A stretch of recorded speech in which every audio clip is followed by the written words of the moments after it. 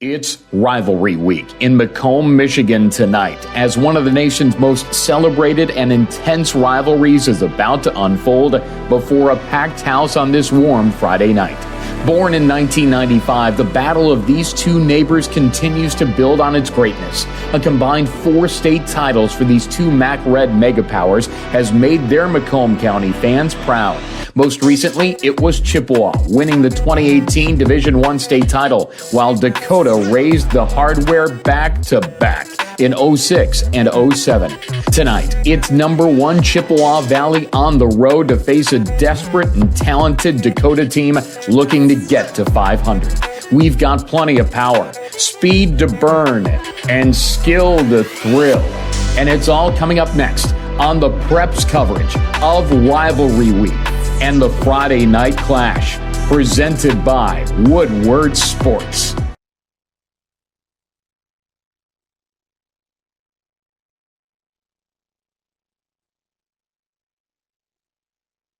And Sam Stick Day with you, and it's Rivalry Week, and where else would you want to go than the spot where the great American football rivalry decided to come here tonight?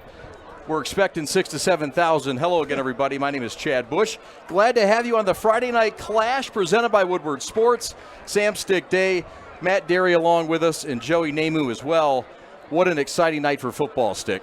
I mean, this has got more of a college vibe to it. You had people pulling up with RVs, tailgating in the parking lot. Both sides of the arena are packed tonight. The student section that is over here for Dakota is absolutely, they're doing a blackout tonight, so that's going to be fun. The smell is in the air. Fall is in the air. This is what high school football in Michigan is all about. The biggest rivalry in Michigan. We're going to watch it tonight take place right here in Macomb. You talked about the Dakota student section. Joey Radio has been down and active in the student sections for both schools. Let's see what Joey's got down in the Dakota section right now. It is the great American rivalry game here for Chippewa Valley versus Dakota, my favorite rivalry when it comes to high school football. And Dakota, you guys ready for this game? Yeah! Hey, you see, this is just about, I'd say, 5% of the entire student section, but we got a whole bunch of seniors, so this is going to be one of the last times they get to celebrate the Chippewa Valley versus Dakota. And what do we got to do to celebrate, you guys? We got you a celebrity shot, Joey. All right, here we go. I got to make this, though. Oh, boy. If I miss this, this is embarrassing. Oh, shoot. Oh, here, take this. I'm nervous. Here we go. Let's go! Let's go! I mean, that's a good omen, right? Joey made the shot, and other good omens tonight, obviously the impact players, Chad. Yeah, you look at the impact players. We'll start first with Chippewa Valley. What do you got, Stick? Cephas Harris, a Youngtown State commit, which is something that has been on his radar. 185 yards a game, averaging 12.6 yards a carry. And he's only 5'8", but he's 195 pounds. You know what we call that? Player. Thick with 2 C's. And then you have Cameron Frazier on the other end. He's the leader of the defense, a heavy hitter, and pretty much the quarterback of the defense. As he goes, so will Chippewa Valley. Big-time leader, a couple of stars right there. And then when you look on the other side of the football, Dakota has stars up and down as well. Let's talk about their guys in Sloan and Moore. Yeah, it's going to kind of be the battle of the running backs tonight, and whoever wins that should probably win the game. Caden Sloan, he had 272 yards week 1 against Brother Rice, and that's a good defense. 159 yards per game, but he's a volume back. It's 6 yards a carry to get to that 159 yards a game. Big-time run games, both sides. Which quarterbacks are going to win this game? Which side of the football is going to come up with a big turnover? The pregame show from Dakota just heating up. The Friday Night Clash is next right after this. Man! Uh-oh! Carmen's falling behind. Let's give her the hiss of shame. Don't ride the bike of shame. Get tons of equipment and free fitness training. Join today for just $10 a month. Make sure you download the Woodward Sports app in the App Store and the Google Play Store today. Take Woodward Sports with you wherever you go and listen live on your phone or mobile device.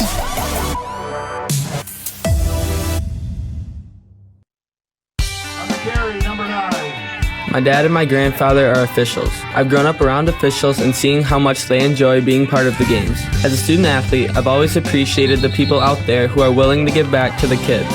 The Legacy program lets me officiate while I'm still in high school, working younger kids' games. Officiating gives me a better understanding of the game. I get to make some pretty good money for a high school kid, and I even get to spend some quality time with my dad. There's help wanted. Just whistle. Welcome back. Pre-game show here. Matt Derry with you along with Sam Stick Day. Big night tonight, brother, for Macomb, Dakota, of course, at Chippewa Valley. How does Chippewa Valley stay undefeated? I mean, they stay undefeated by being big and being physical. That's what got them here, and that's what's going to keep them that way. And, don't be intimidated. Just because they're 1-2 over here at Dakota, that doesn't mean that they're necessarily a bad team. They've lost to some good teams, so they got to stay on point for Chippewa Valley.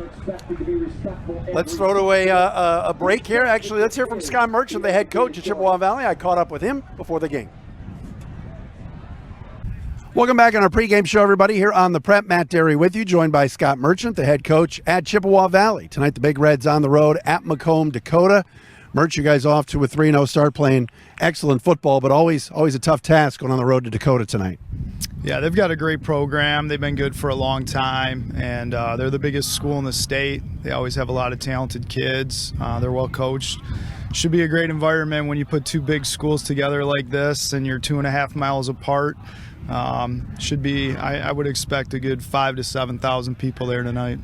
Tell me about your offense. Obviously, it starts with Trey Harris, who's just been unbelievable. I know you like your quarterback, but kid runs for 300 yards last week. How do we not talk about him?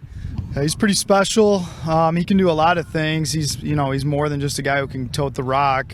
He can catch the ball. He's a great blocker too. So he's a tough guy to stop. If you want to focus on him, then we feel like we have an outstanding passing attack as well with Ryan Schuster at the helm, and then we've got 2 3-year starters at the outside receiver, and Maddox Altamirano and Zach Ernat. And then we have some really talented young kids coming up in Shamar Hurd and Kalen Shaw at the slots. So probably one of the biggest things I've been happy, most pleased with is just the progress of our offensive line.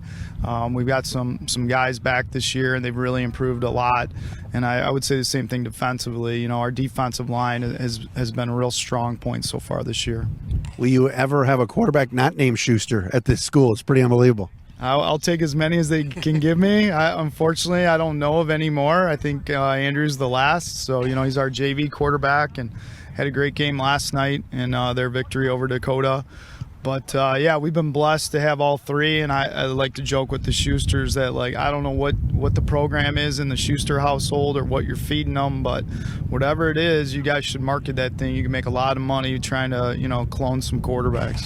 Is this the best team you've had? I know it's early, but in terms of being the success you've had at Chippewa Valley, but you guys are really rolling right now, and you've not played an easy schedule either, and you'll continue to play tough games. Yeah, the Mac Red's a meat grinder. It's really, really strong again this year, so we just take it one game at a time, not to be cliche. We can't look ahead of anybody. They're too good, so it's too early for me to say that. I mean, I think we have a talented team. I think we have a good team. There's still challenges with COVID going on, and you never know from day to day who's going to be at practice or not, and that's pretty stressful. But I've had some pretty good teams here, so this team's got some work to do to get on the same level as some of our other top teams. But no, we're playing well. If we have all our guys available, I think we're a really good football team. But we got to keep getting better and stay humble. What scares you about this Dakota outfit tonight? Well, records don't matter. None of that matters because it's a rivalry game. So they're always big. They're always physical. Like I said, they're always well coached. They always have some good players. And, we have to go out. We can't lose our mind and be overly emotional in the game. And whichever team executes better and plays better football is ultimately going to win. It's not going to be won by emotion, and our guys have to understand that. But they run the ball real well. Caden Sloan's a great player for them. He's their running back. I think he had 49 carries in their first game, which is more than Trey's had all season. So he's their workhorse. They got a big offensive line. They got 2 really good offensive tackles. And then defensively, they've got a number of linebackers and D lineman backs. So, it's not going to be easy. Nothing in the red is. So, we got to come out and we have to play well. If we do what we need to do, we'll take care of business. But it's going to be a good challenge tonight. Scott, appreciate the time. Great to see you, and good luck tonight. Thanks for coming out to the Valley. Appreciate it. Scott Merchant, the head coach at Chippewa Valley. Big one tonight with Macomb, Dakota. We'll hear from that side when we come back. Welcome back to the Friday Night Clash. Dakota has won the toss, deferred to the second half. My name is Chad Bush, alongside Sam Stick Day. Matt Derry alongside as well in the pregame. He'll be along at halftime. Joey Radio on sidelines, and we are set to go to kick it off. Dakota right to left, Aiden Mata to boot it, and it's taken down inside the 20 and picked up and carried across by Cephas Harris. Trey Harris, a guy you'll hear quite a bit tonight. Good field position for Chippewa Valley. Yeah, look for number 7 to do a little bit of everything there. He catches, he receives, he runs the ball, and obviously he returns kickoffs. Looking for the keys to victory today for Chippewa Valley. Utilize that size. You got the meat up front. That's where this game is going to be won. The big men have to dominate the trenches, and then you flip to the other side of the ball. Play off this home crowd. You know what? They have the 12th Big man crowd. in Seattle. They got the 12th man here in Macomb tonight for Dakota. Ryan Schuster from the right hash from the 30-yard line. Going to hand off to Harris. Going to bounce it outside to the 35-40. Watch out. Down the right sideline to the 50. Could go on the first play of scrimmage. 70 yards to the house.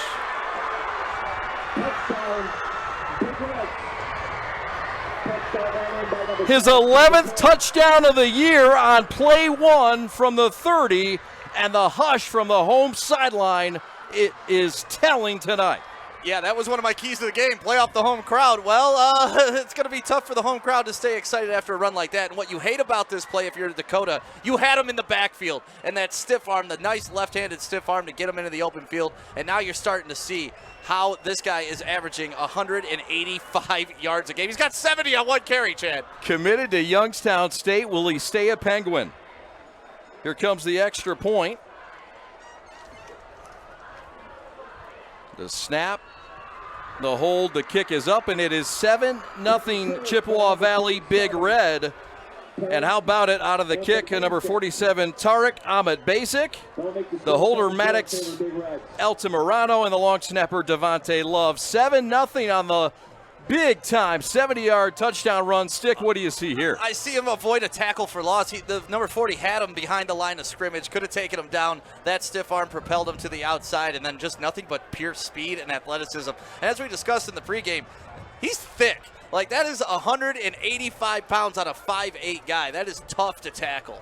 A guy that scored 3 touchdowns in the opener against Catholic Central for 3-0, number 1. Chippewa Valley. We didn't get a chance to get into this matchup, but there are top 25 number 1 Chippewa Valley. Macomb, Dakota, you mentioned it, 1-2 up against it. They're coming off a loss last week to Romeo, a tough loss, 14-10 without their star running back. Stick, they've got to get something going here. Already down 7-0. They've only played 1 play. Yeah, you're going to want to respond if you're Dakota. This is what rivalry games are all about. You're going to get punched in the mouth. You got to swing back, especially after something like that, because this is the type of game you're like, all right, can we restart this real quick? Ahmed Basic to boot it. He's a good one, and he'll kick it out of bounds. That's a boo-boo, and it'll be solid field position for Macomb, Dakota. 1-2.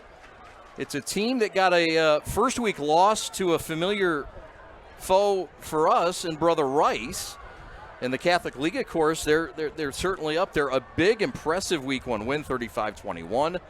The win was 39-7 in Week 2, and then the loss last week, 14-10. Meanwhile, number 1 Clinton Township Chippewa Valley has been cruising through 45-20 over Catholic Central, 38-0 over Utica Ford, and last week 28-21 over Eisenhower. How does this offense for Dakota get some points today? The way they're going to have to do it is they're a running offense, but they're going to need to make those passing plays when they really matter. I'm talking 3rd and 8, 3rd and 9. Or start off the game with something. Hamby over the middle, and he overshoots his wide receiver. He was looking for Blake Gabarino over the middle on the post route. And this is a guy that, is leading an offense that put up 23 points. That's the average.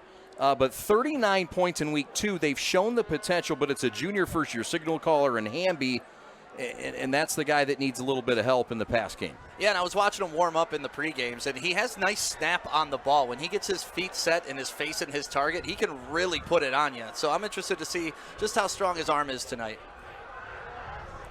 Play action pass throws right side. It's a hitch route. It's caught for 5 yards. And he goes across the way and finds a familiar target for him. That's Allen Browning, the 6'3", 170-pound junior wide receiver, and he gets half the yards up there. That looked like a sharp throw. That's exactly what I'm talking about. You saw him able to set his feet, turn his hips, find his target, and hit him right in the chest. Unfortunately, the wide receiver fell down, but a nice gain of 5 there. The headliner for Dakota is their running back, and it shouldn't have taken us this long to talk about him, but Caden Sloan, you did mention in our pregame, you'll hear his name quite a bit. He did not play last week because of a hamstring injury. You expect him to factor into this game often, perhaps. Here on 3rd and 5, he does get the loaf, he does get the first down, and more across midfield. It's a first down on 3rd and 5 for Caden Sloan, a kid who has all kinds of Division II, Division I interest. He's also high academic, and he won one of the highest honors that this rivalry can bring. Yeah, the Great American Rivalry Series, they gave him a nice scholarship and honor before the game. It was just really nice to see that. Up front, it's Cooper Phillips, who's committed to Grand Valley, leads the way. On the other right side, the tackle, it's Riley Smolars. They lead that offensive front line. It's a big offensive front. They average 6'2", 278. Big, strong, and experienced. And then you look at the running backs and receivers. Caden Sloan, the top running back, over 270 yards against Brother Rice in week 1. Aiden Mata, the backup running back. Quest Williams and Colpart are the top targets for Dakota. 2nd and 6 now for Dakota. They're now into Chippewa territory. This is an important drive, number 1, for the Cougars at home. Yeah, and I like the way they started out. We expected them to run the ball. They come out with 2 passes, then they pounded up the middle for a couple games. The give is to Sloan off right guard. He's tackled immediately and taken down by number 6. That's Cameron Frazier, a guy that you talked about in the pregame. You really like his activity, don't you? I like his activity, and I like his attitude. When you're a middle linebacker, you got to play with that fierceness, that ferociousness, and he has it. He has it in spades, and you see him get up there and give some love to his teammates because that was a big play. 3rd and 4 for Dakota. They're into Big Red territory after the one-play drive. A 70-yard touchdown run that took just about a handful of seconds. 9:07 left in the first. Dakota in the 4 wide receivers set on 3rd and 4. Over the middle, pass is nearly intercepted, but caught. Williams inside the 5, down inside the end zone. Touchdown, Dakota! Quest Williams to the house on a pass that looked like it was going the other way to the house. Quest Williams finds the destination. You like Amby's moxie here. He pump fakes it. He waits for him to split the defenders, and obviously the safety was closing in on that. A split second later, that ball's intercepted. But just like on the Dakota defensive side, they missed that tackle. Long touchdown run. Here you go. Chippewa misses the interception, long touchdown reception. So a couple plays not being made, leading to long scores already. Well said. Here comes the extra point by the southpaw kicker, and it's off the upright, no good. The attempt was by Anthony Markovsky. He's a good one, but that extra point will take a note. 7-6. The Big Red over the Cougars, but the Cougars are on the board at home. 8:54 to go on our Friday night clash.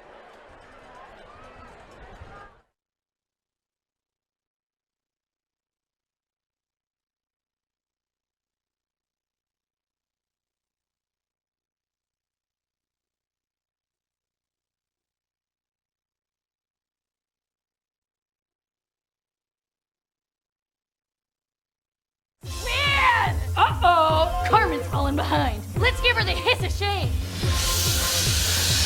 Don't ride the bike of shame. Get tons of equipment and free fitness training. Join today for just $10 a month. Welcome back to Macomb on a beautiful night. My name is Chad Bush, Sam Stick Day, Joey Radio on the sidelines, Matt the Diesel Derry along at halftime. Travis Childress, your producer. Alex Westfall, your producer. 7-6, missed extra point. But how about the Williams touchdown pass? A touchdown pass that went for 44 yards in a drive that took just 2.5 minutes. That's how you respond. We talked about it. This is a championship game. You got to respond. That's exactly what Dakota did. And now you get some action on the kickoff. Ball is loose inside the 25. Let's take a look and see who has it. Chippewa has the football. 7-6, mixed extra point, but the point was made in this. You asked for a pass game. Yep. The pass game on drive 1 was prevalent. It was really good. That's what it was. And like you said, a little bit late on that pass over the middle, but he still found the end zone, and this is a results-oriented business. That's a touchdown. That's right. So Dakota shows that they've got that offense rolling and a little bit of confidence. Dakota state champions in 2006 and 2007. Greg Bauer, the head coach, was the defensive coordinator for those 2 titles. Throw right side, and that is borderline. No, he's outside the pocket, and a receiver in the area. How about the coverage, as we'll get a look at the starters for both sides, but how about the coverage for Dakota?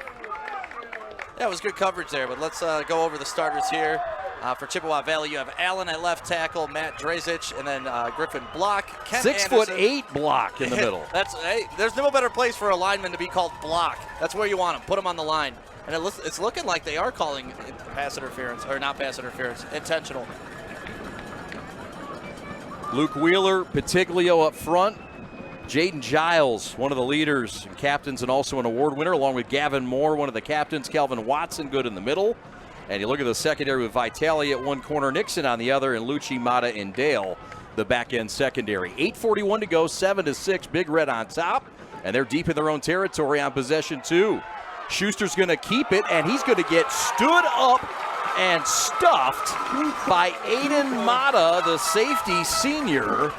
It is a gain of 5, but a statement made by the defensive secondary senior captain. Yeah, he ran into a wall there. You like that play, little fake handoff.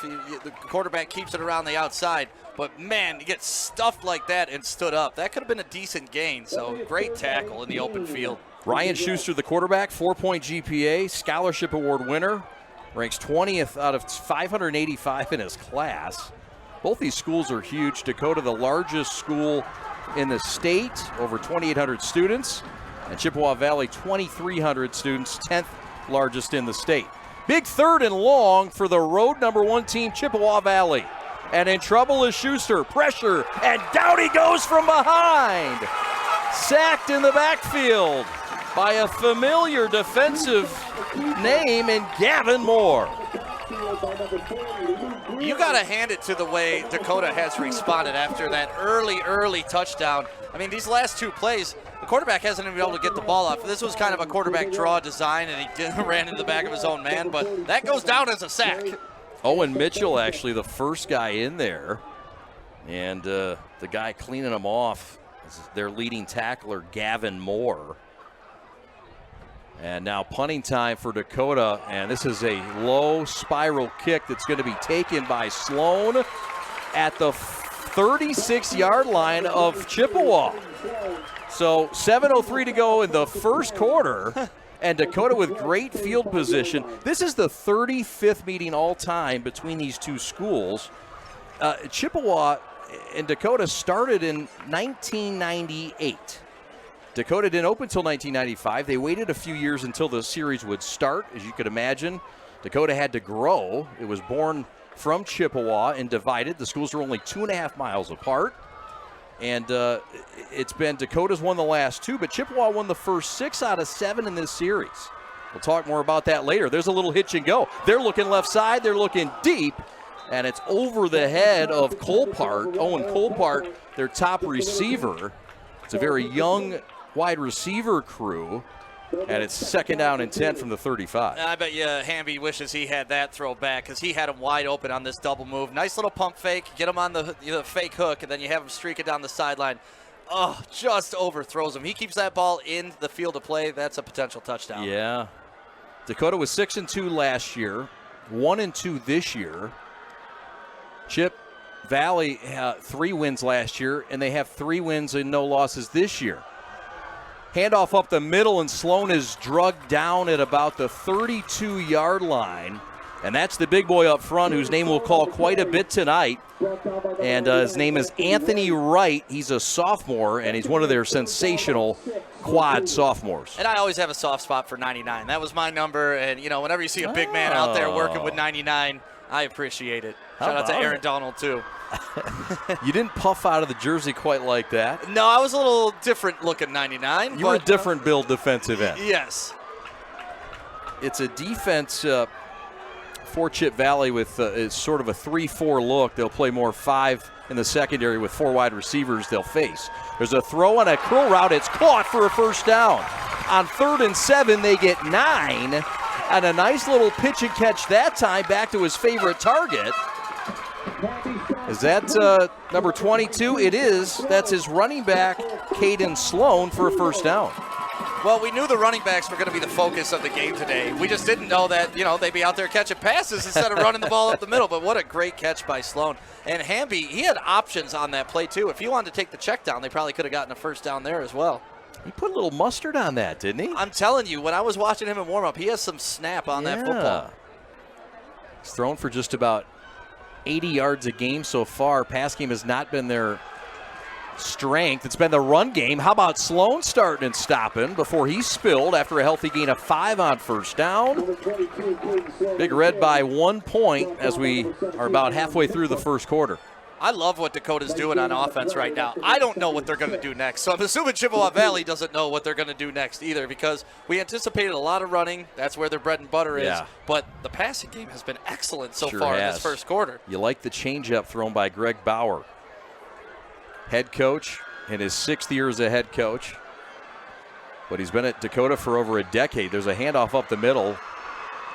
But meanwhile, Scott Merchant is in his 13th year, and he's got the number 1 squad here that he brings in on our prep top 25. Scott Merchant, the former head coach at a couple of different schools, UAD in the Catholic League.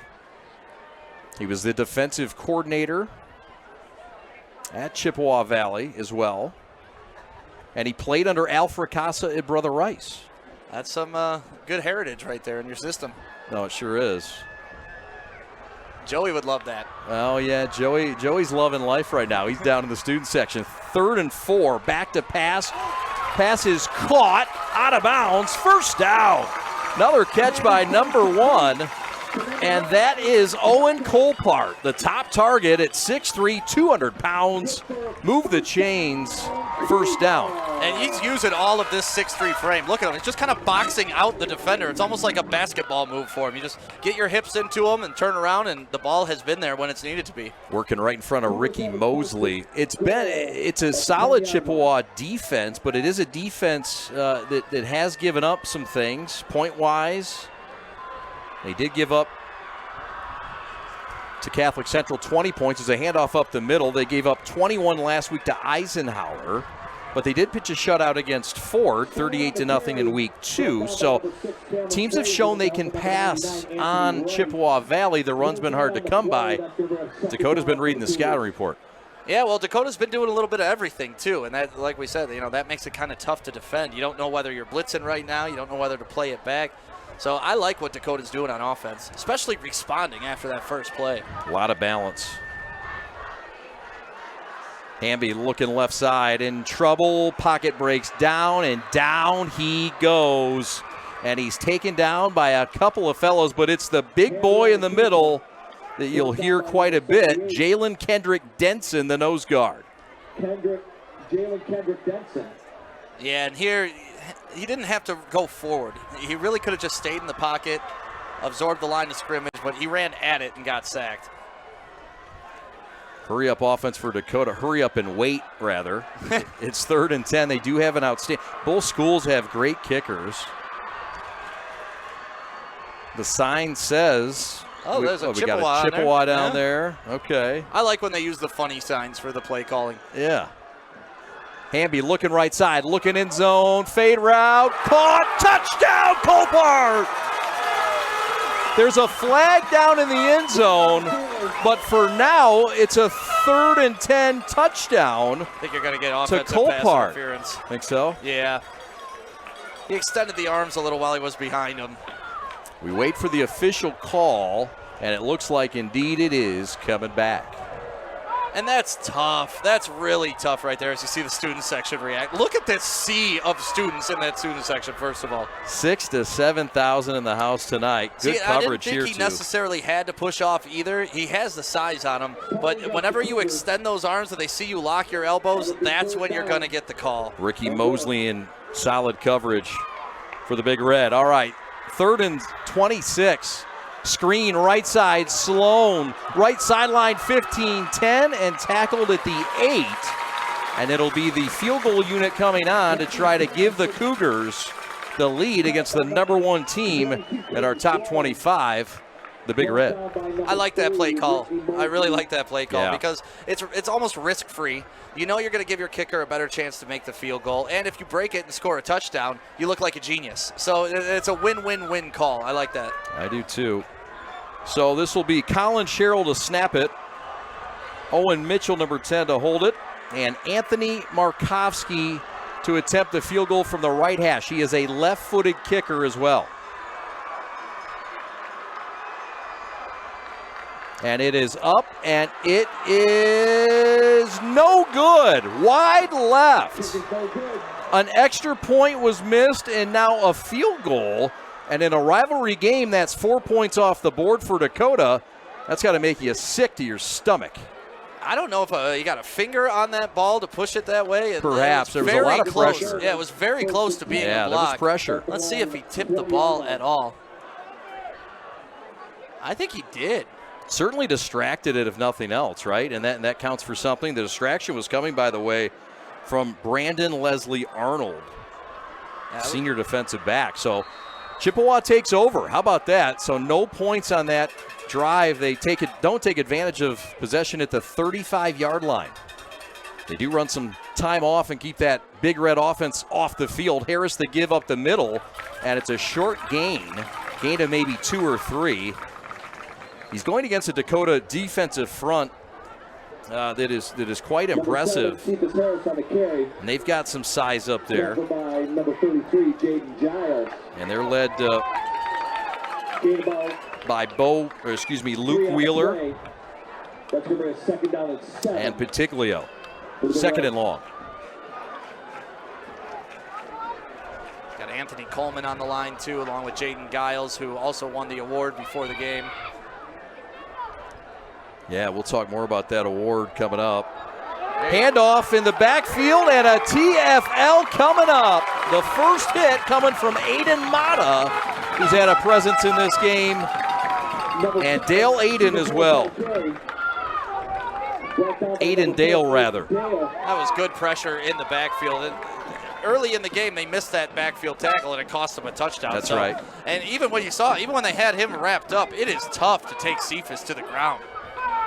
Big, stout, 5'8", 195. Has twin brothers that play for the Warriors at Wayne State. Tree trunks for thighs. 3rd and 7 in the winding seconds in this first quarter, and a dandy of a rivalry game. Glad you're with us. Throw over the middle, and great coverage by Watson to knock that ball away from the intended receiver, Carr. That was an interesting play. The top 2 wide receivers at the top of the field didn't go when the ball was snapped. They just kind of stood there for a good 2 seconds, and so they were really only running 2 guys on the route there. If you watch this, look at the top wide receiver. Oh, no, 1, 2. Oh, now we go. Not ready for it. Yeah, it's tough to beat a defense when you're only running 2 wide receivers out there against That's them. right. Maddox Altamirano, the intended receiver. So here comes the punt from Tariq Ahmet Basic, and he will boot it away from his own 10. It's a high spiral as Sloan will let it hit, and it'll roll inside the 40 and get a Big Red roll down to the 38 as time winds out and runs down in the first quarter. We'll take a timeout. Joey Radio is next with a special guest. We're back in a moment on the Friday Night Clash. What rhymes with great? Participate. Where does greatness start? Here, in the classroom. On the diamond. In the pool. On the field. Where will your greatness take you? To better grades. To more friends. Yeah! Be great. Participate!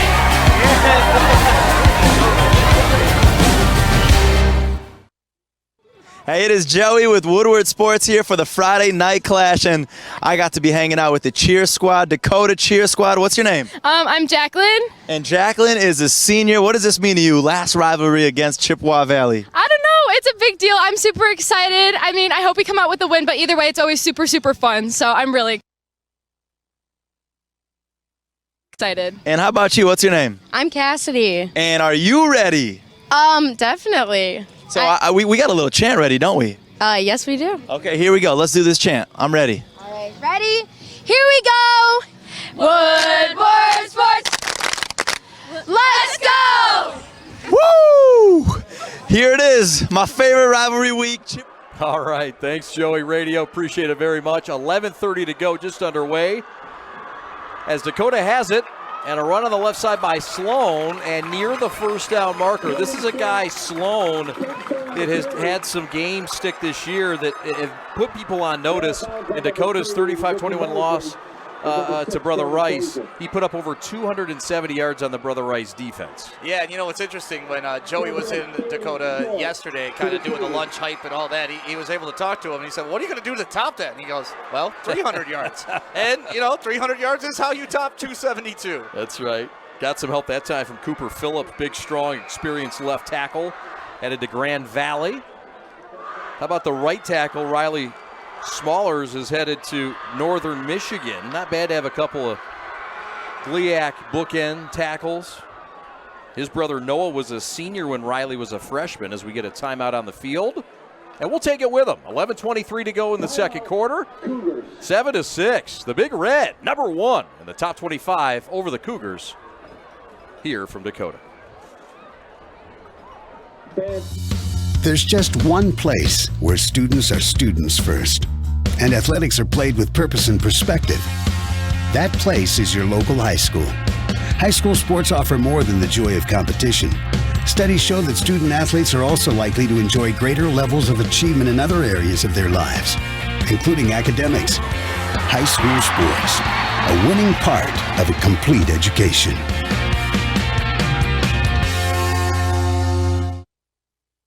Well, when you talk about the biggest schools of the MHSAA, you look no further than these two schools. Macomb, Dakota, 2,876 students. And then Chippewa Valley is 10th, no small potato, 2,386. 4 schools from the MAC Red in that top 10. Stick impressive that both these giants are doing what they're doing. It is amazing. That is a sea of people that go to school every single day. And I was watching the student section earlier, and the guy that's kind of leading it here for Dakota was like, who are you? And he goes to school with those people every day. Caden Sloan on 3rd and short. Needed 1. He got about 8 up the middle to the 40-yard line. And Dakota's been able to move the football on Chippewa. Chippewa, this defense... you start 4 sophomores, not as much experience, but a lot of speed and skill. Dakota right now doing a good job of mixing it up, keeping them off balance. Yeah, we've been talking about that since well into the first quarter, that keeping them off balance is so important right now, because when they're able to pin their ears back and go at what they want, they're very tough to beat. They are indeed. They'll go a little tight now with Hamby getting the snap. Caden Sloan will carry, gain of about 3 off the right side. A little bit of a wildcat look right there. Yeah. Sloan again missed last week entirely. Played just sparingly in week 2. But coming off a hamstring injury, wanted to make sure he was at full strength. Yeah, I didn't want to speculate on that, but, is that one of those games where you're looking ahead on the calendar and you're like, all right, I got to be ready to go against Chip? I think so. You certainly don't look over Romeo, right, as good as they are, right, a ranked team in some polls in some areas. But I think it was just one of those where you keep him out and get him ready for the big rivalry. Yeah. Sloan, not much there. 1 yard maybe. Coming in to make the pop is number 6. That's Cameron Frazier, the junior middle linebacker. Not a lot of seniors on the defense. They do have a guy in the back end they really like and trust in Zach Ernat, the only 2-way starter for Chippewa Valley. But Dakota loves to keep the Big Red offense off the field right now. That has to be the biggest accomplishment thus far, right? Well, we saw how explosive they are, so yeah, that's exactly what you want to be doing. Handoff right side, running room. Sloan across the 35 to the 30. Plunges forward, gets 7. Continues to chunk away the Chip Valley defense. And that's what we were talking about. Yes, he averages like 150 yards a game, but only 6 yards a carry. So he needs the volume that he's getting right now to get those, and obviously it's productive, so you keep feeding the beast. That's right. Back to pass, looking right, looking in zone for Colpart. Caught! No, dropped!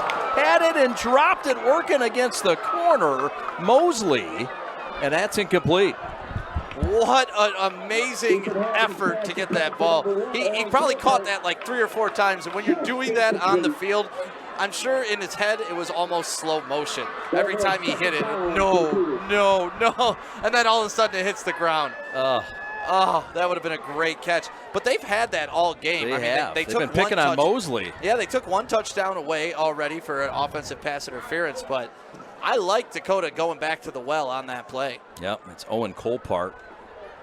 Dakota, 3 of 5 returning starters on that offensive line. Sloan again, and he's bullied forward for a healthy gain of 4 on 2nd and 10 in this 7-6 game. Macomb, Dakota, 1-2 under 51-year-old head coach Greg Bauer, who took over for Mike Giannone after he left for De La Salle. Bauer also coached at Dakota during that 2001 state championship for Dakota. Both schools with state titles, both schools with 2 state titles. Big 3rd down right now.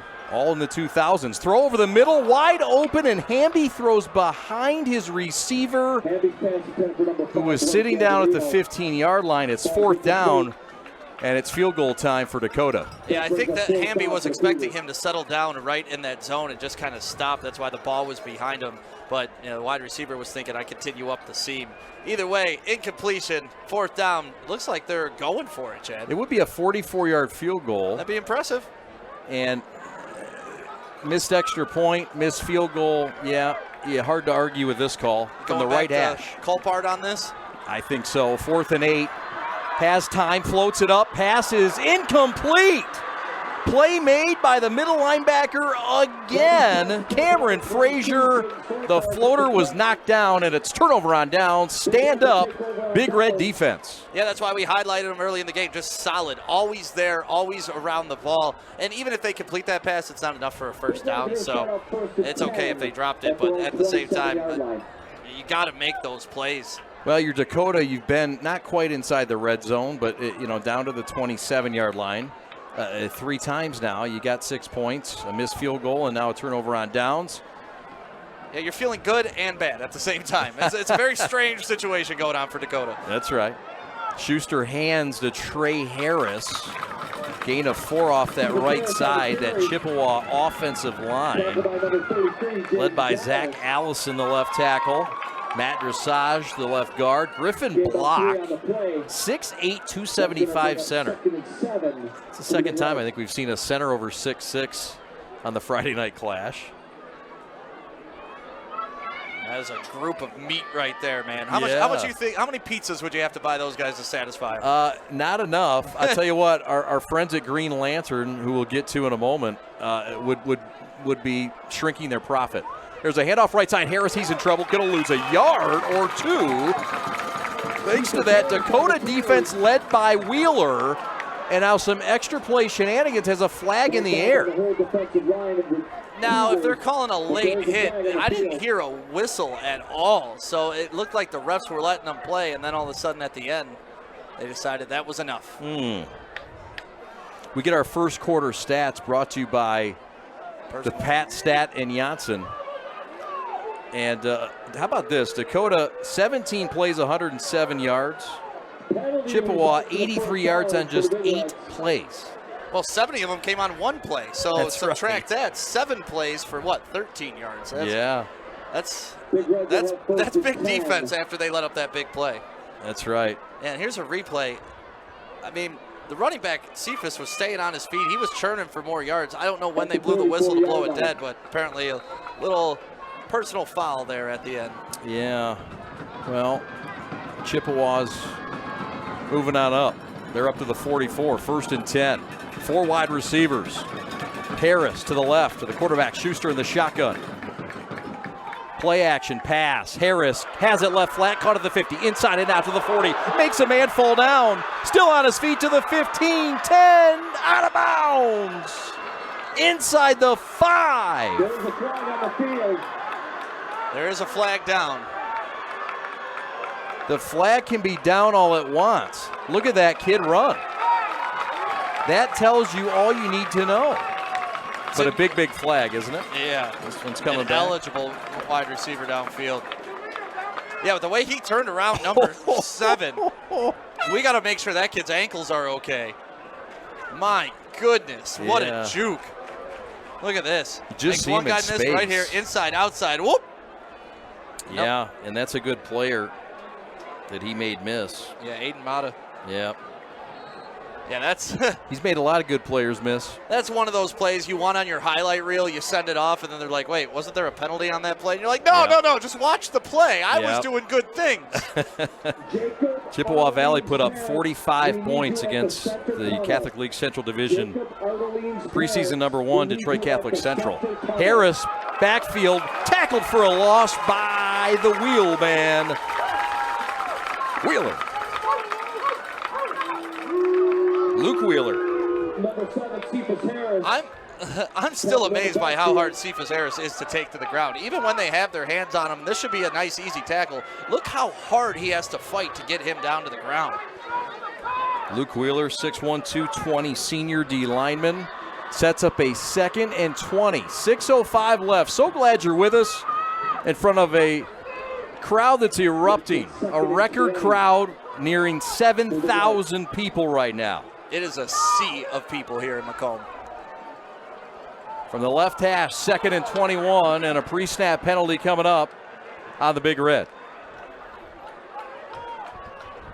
Yeah, it looked like Luke Wheeler jumped off sides there.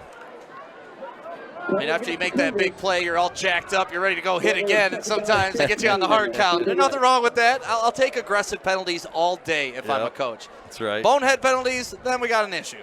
But aggressive penalties, go ahead, guys. Go nuts. That's right. This game is part of the Great American Rivalry Series. There's just 2 games in the state of Michigan that are honored as this. It's a national honor. And we're glad to carry it here on the Prep. And the Friday Night Clash presented by Woodward Sports. Harris again has a give. He'll get about 2, but it's not nearly enough. It's 3rd and forever for this Chippewa Valley offense. It's really been muted a bit by this Greg Bauer-led defense. Yeah, outside of that first play from scrimmage, you've seen Dakota pretty much shut them down. But unfortunately, Dakota hasn't been able to take advantage of it. As we said, they've missed an extra point, a field goal, left 4 points on the board there, driven it into the zone, not quite the red zone, but driven it into their zone a couple times and not been able to come away with anything. Yep. Got to be frustrating. Sure is. 3rd and 12 from the middle of the field for Ryan Schuster. Going to throw it up right side, deep, and overshoots his top target. Looking for Maddox. He had him. But a little too deep. Yeah. And back-to-back possessions now, Dakota has forced this potent and explosive Big Red offense to punt. But if I'm Chippewa Valley, I'm looking at that play. All right, I see that we can do that, and you keep that in your back pocket and maybe pull that one out again. Look at that student section. I mean, what is that, 50 across and 100 deep? We know Joey Radio somewhere down there. Somewhere. I think we lost him. We're going to have Joey. He's with a couple of sergeants from the Marine Corps coming up here soon. This punt is hanged up high and deep by Amit Basic, and it's going to roll to the 25 before it's touched down. Yeah, good job by Aiden Mata to get out of the way of that. That was a high punt, tough to field those. If you're ever in doubt and you're the punt returner, just get away. Yeah. Just get. Bad things will happen if you're in doubt and trying to go for it. Fire, fire, fire. Food tonight was provided to us by Green Lantern Pizza at 18 Mile Road in Hayes here in Clinton Township. They're the king of pepperoni. And they have had the best pizza in town for over 65 years. That's no surprise to the folks on this side, including Matt the Diesel Dairy. They currently have 7 locations in Metro Detroit. For locations and more information, please visit greenlanternpizza.com. Follow them on Facebook, Twitter, and Instagram. Thank you to Matt Dairy. Thank you to Green Lantern Pizza. Thanks to Al. Thanks to Chris. Thanks to TJ and all the folks for the delicious food. Dakota's football at the 25-yard line. Gain of 2 off the right side for Sloan. That'll set up 2nd and long. Now, if you're Dakota here, you got to put points on the board before you go to halftime. You've essentially dominated this entire first half outside of, 15 seconds of a sprint down the sideline? That's right. And if you don't go in with the lead, you won't be feeling the way you should be, because they should be feeling very good about themselves right now. Yep, back to pass over the middle. Pass is intercepted. Picked off. Picked off by Ernat. Ernat up the right sideline and out of bounds at the 20. But Hamby's been picked, and Chippewa has momentum with 3:49 to go until halftime. And that's what happens when you don't cash in on the opportunities that you have. You're just playing with fire, because eventually you're going to make a mistake. You want to be in a position to where you already have all the points to overcome these mistakes. And I thought he had a route up the sideline. He decided to go over the middle where threw into traffic. 4 defenders. And he threw into a guy, Ernat, that's one of the better safeties in Macomb County, and a guy that's getting looked at by Division I and Division II schools. And the only two-way guy, and the other way he plays is a receiver. So he's got good hands. He's got good hands, good anticipation. Yeah, usually that's what they say about DBs. You know why they're DBs? Because they can't catch. That's right. He can do both. Scott Merchant's team is in gear now, and Trey Harris is across the 15 and bullying his way down to the 11 with 3:40 left until halftime. I know I've said it a lot, but I am impressed by how hard it is to bring him down. He is not going down on first contact at all. No, even sir. Third, fourth contact is tough. Like, look at, he got an extra 5 yards after contact right there. Guy that averaged 160 yards per game last year and had 7 touchdowns. He already has 11 touchdowns this year, including 1 on the first play from scrimmage. That's why they have the lead, and he is tripped up by his own player, it looks like. Cephas Harris, a gain of about 1. How big is it now for Dakota to force a field goal here in that you've had the tables turned on you a couple times where you thought you were getting points? I was going to say, well, as big as it was for them to score and go in with the momentum, it's just as big to stop them now and try to salvage what momentum you have left. But it's going to be tough to stop Quintez. I am thoroughly impressed by this running back. Chippewa trying to get in the end zone. On offense, puts up over 30 points a game. Fade left side, Ernat caught, touchdown! He started the drive and he ends it in the north end zone. Touchdown, Big Red. You wonder if the coach just wanted to feed him a little sugar after he got the ball back. Sure. You know what? Reward the man who got us here. You like that. You love the coaching, and you see how excited he is running over to the sidelines right now, getting the student section fired up. And anytime you have number 7 in the backfield, little play action threat never hurts. No, and they kept feeding him on that drive and feeding him on that drive, so why not? Why not pull the play action and throw it to your receiver? Devontae Love to snap it. Maddox Altamirano to hold it, and that is no good. So put an asterisk next to that one. Both teams have missed extra points. 13-6 your score with 2:36 left. Let's recap that drive. It was an it was a 3-play drive. It lasted 23 yards, 1 minute, 10 seconds, and an 11-yard touchdown pass to Ernat from the quarterback, Ryan Schuster. Yeah, just wide open in the corner of the end zone. Easy pitch and toss, and now you're up by a score. But that was a big missed extra point. It's the momentum in this game has been so funky because they score, and you're like, okay, now they're going to go down 8. That's going to be tough. They got to get the 2-point conversion. Okay, they missed it. We're only down 7. This is okay. It's not panic time yet. We still got 2:36 left on the clock. We've shown we can move the ball. Let's get back on the horse and move this thing down the field. Right on. But what an entertaining first half so far. Sure has been. Andy Denreiter is the offensive coordinator for Chippewa Valley. quarterback guru, and he's been with Merchant since 2014. And he's happy to see. He said, look, earlier this week at practice, we have to finish drives. Last week against Eisenhower, we won by 7. Eisenhower always plays us tough, but Merchant said we have to finish drives, and getting that touchdown certainly makes the number 1 team in our top 25 feel good about it. But Dakota's got something here now with 2:36 left to run this thing down and keep that Chippewa Valley offense off. That's done. They got to get some points, though. Yeah, well, and they responded in the first quarter, so let's see if they can respond right here closing into halftime. But now's the question, are you going to air it out? Are you going to try to run the ball? It's tricky right now if you're the coach for Dakota. It's rivalry week. We got an exciting one here at Dakota.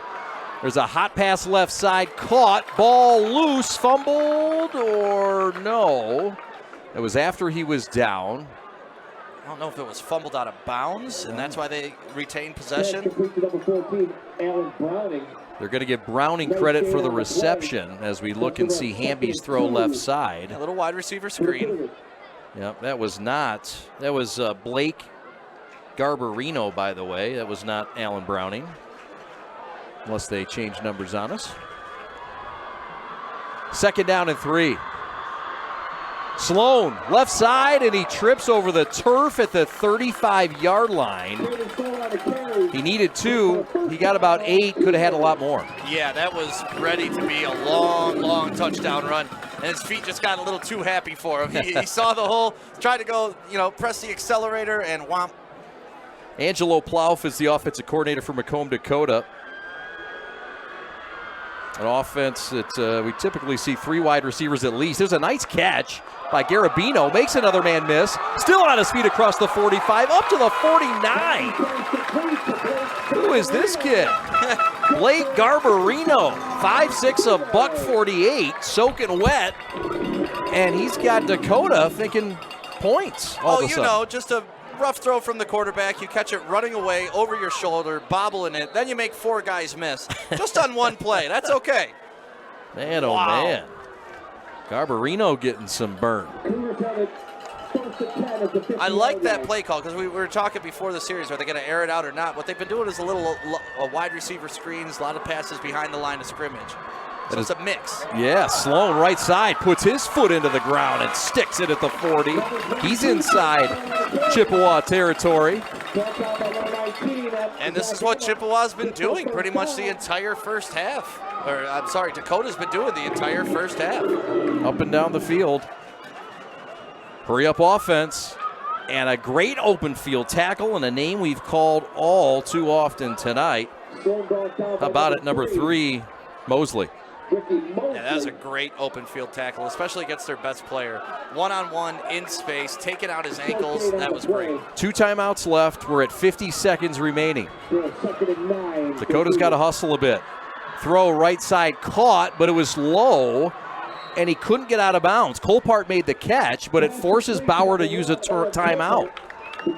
And that's not good, and the offense is going to talk this one over. Coming up at halftime, Matt the Diesel Dairy will take over the halftime show. Stick around for Joey Radio as well, and he'll take us through halftime, a highlight package of all the scoring in the first half, along with Sam Stick Day. Great American Rivalry Series. Great American Rivalry Series.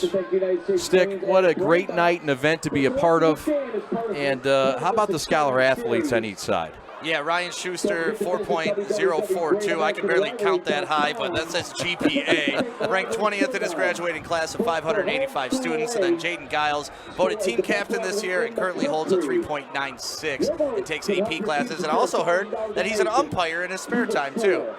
Yeah, a little community service, and this was footage from the pregame, and what a wonderful honor to have, to be honored by these guys, both Giles and Schuster. I mean, these guys represent their schools so well. Proud Papa next to him, too. Look at the Marine Corps. Yeah. Stand up. Thank you to everybody who served. Thank you very much. 3rd and 4 from the right hash for the junior quarterback, Ethan Hamby. So if I'm Dakota here, I'm at least taking one more shot to culprit. I gotta go back to that. It's worked twice. Once was a drop. The other was a pass interference. Third time's got to be a charm, right, Chad? You think? I think there's something to that. I think you have to put it in the air. First of all, you've got one timeout. Right. So you need to get yourself in position to at least throw a pass that could give you a first down and stop the clock. Yeah, and take a shot. I mean, they've shown the ability. Look, Dakota has big receivers. Tall, yeah. Tall and thick. So, I mean, they are overmatching them physically. I think you do throw something up in the end zone and give your big guys, Williams, who scored the touchdown, and also Colpert, a chance to make a play. Looks like Chippewa Valley's listening to us right now because they're shading the safety over it, doubling Colpert. Hamby in the shotgun on 3rd and 4. 45 seconds left. Handoff inside to Sloan. He does not have the first down. I think he's close to it. He's close, though, at least from the spot. They have not indicated. Now they have. It is a first down. Yep. And that stops the clock. Clock will stop until they spot it, and now it's rolling with just one timeout left and 36 seconds remaining. Cougars down a touchdown. Hamby looking to Colpart. Caught out of bounds to the 25, gain of 5 with 27 seconds left. And it'll set up a 2nd and 7. They're winding the clock. Oh, boy. They're going to keep the clock running, and Greg Bauer's going to be forced to burn a timeout. Yeah, with his momentum carrying him backwards like that, if you run out of bounds, it's not going to stop the clock. Because they're going to give you your forward progress, and that's it. So that's why that the clock wouldn't stop there. It's one of those wonky rules that you don't love, but you understand. Yeah, and I'm not sure. You might be right on that, Stick, but I don't know if they may put some more time on the clock. Yeah, it's one of those where the ref's going to look at you and be like, "Look, do you want the forward progress or do you want the out of bounds?" Right. And, they're always going to give you the forward progress. Yeah. Well, they sort that out. We're excited to have an announcement of our game next week. Yes, sir. And this is something that we're very proud of, to have a couple of teams that are ranked. Mm-hmm. And so we are going to Dearborn-Fordson for the Friday Night Clash Week 5, as Fordson will host top-ranked Belleville. That is going to be a game. And I say top-ranked, top 10 ranked in the state, Belleville. We don't know where they're going to shake out.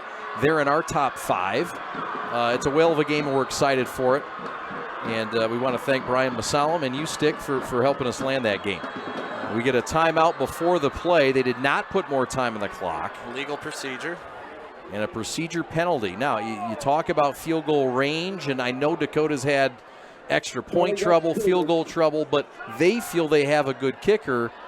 I mean, with 14 seconds left, you got to start thinking about getting extra yards, right? Even if it's not a touchdown? Yeah, from here, what would it be? About a 45-yard field goal? That's tough. Yeah. They don't even make it that difficult in our $10,000 kick for cash. It's halftime 20, 30, and 45, so it's right at the limit. Oh, okay. Yeah. All right.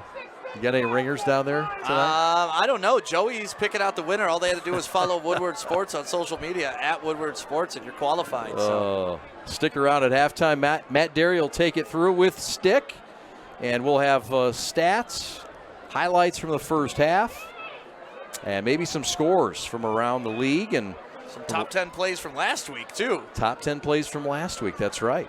Exciting game last week. Look how beautiful this moon is right now, man. Oh, it is. Howl. Is it going to be a full moon? Because watch out. Yeah, I don't know. Because if this crew gets together on a full moon, forget about it. With this crowd? With this crowd? Oh, 2nd and 4, 16 seconds left. Hamby looking right, looking left. Steps up into the pocket, has a man caught at the 12-yard line. Who else? It's Garbarino. They're going to spike the ball. Had to get out of bounds. They, with 8 seconds left, will have to spike it. It's a first down at the 12. Clock running with 3 seconds, and Hamby just gets it off with 1.4 seconds left. He was sort of laissez-faire getting to the line, and this is sort of the inexperience. They did not have a timeout left. I'm just curious as to why that happened, because the same players were on the field from the play before. Did somebody run on the field? Yeah. Well, here comes the field goal unit. It will be a 29-yard attempt from the right hash. He needs to make this one to feel good going into halftime. Yes, sir. Colin Sherrill to snap it, Owen Mitchell to hold it, and Anthony Markovsky to kick it. But Scott Merchant says, hold on a minute. Here's some ice. I think there's some shenanigans maybe going on. Let's call a timeout. I can't take it with me. He's freezing out the kicker. He's doing that too. You're right. Little gamesmanship right there. You know, he's missed an extra point. He's already missed a field goal. Why not give him an extra 30 seconds to think about it? You talk about the gamesmanship, and we talked to both head coaches this week about this great rivalry, and they said, you know, look, we respect Dakota. Both coaches said we respect the other team so much. There's never been dirty play on the field. Everybody involved in the actual game on the field, there's no issues. On the field. On the field. Yeah. Off the field, when you get students and alumni and parents and fans, then there's a lot of things that are up. But he says, look, we got no problem. We got a lot of respect. He goes, you know, I like Scott. I like Greg. They like each other quite a bit. Tons of respect for both programs. And that's what good rivalries are. That's right. Like Yes. There's a lot of, you know, oh, I want to beat you, but it's also because I respect you. Yes. You know, it's not a rivalry if one team's constantly steamrolling the other. Markovsky from the right hash. 29-yarder is up, and it is no good wide left. 2 missed field goals, 1 missed extra point, and it's 7 points off the board right now for Dakota. That's the difference in this game at halftime, Stick. And he knew the second that left his foot. You could see him throw his hands up in the air. I don't know if it was a trouble with the snap, but good coaching right here, going over, letting them know we're going to need you in the second half. Don't think just because that happened. We're only down 7 right now, so there could be a time when we need you to win this game, so get your head back in it. Lots of time left in this great American rivalry. 13-6, the number 1 team in the state, Chippewa Valley, over the home team Cougars, who've won 2 straight in this series. Matt Derry and Sam Stick Day are next from halftime of the Friday Night Clash right after this.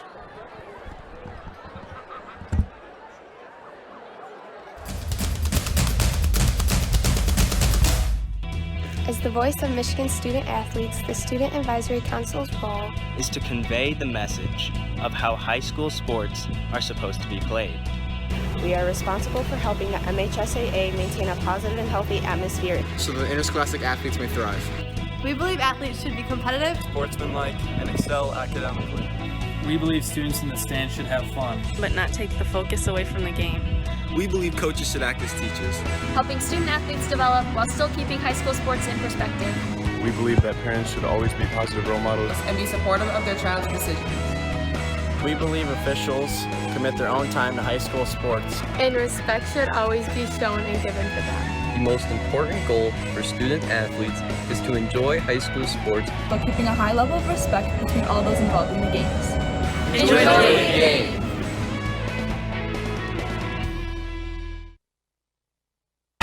What rhymes with great? Participate. Where does greatness start? Here, in the classroom. On the diamond. In the pool. On the field. Where will your greatness take you? To better grades. To more friends. Yeah! Be great. Participate!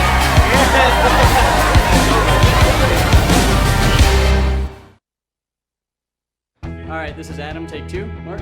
I guess. I go like this. The best part about playing football in Texas has to be the reaction from the community. I want to encourage others to play volleyball or choir because you get to experience new things and do stuff that you've never done before. My reason why is passion. My reason why is pride.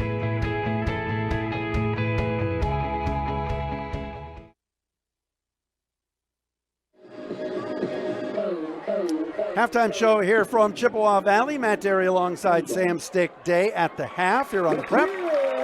Our Friday Night Clash brought to you by Woodward Sports, 13-6. Chippewa Valley in the lead over Macomb, Dakota. Greg Bauer, the head coach at Dakota. We had a chance to catch up with him before the game.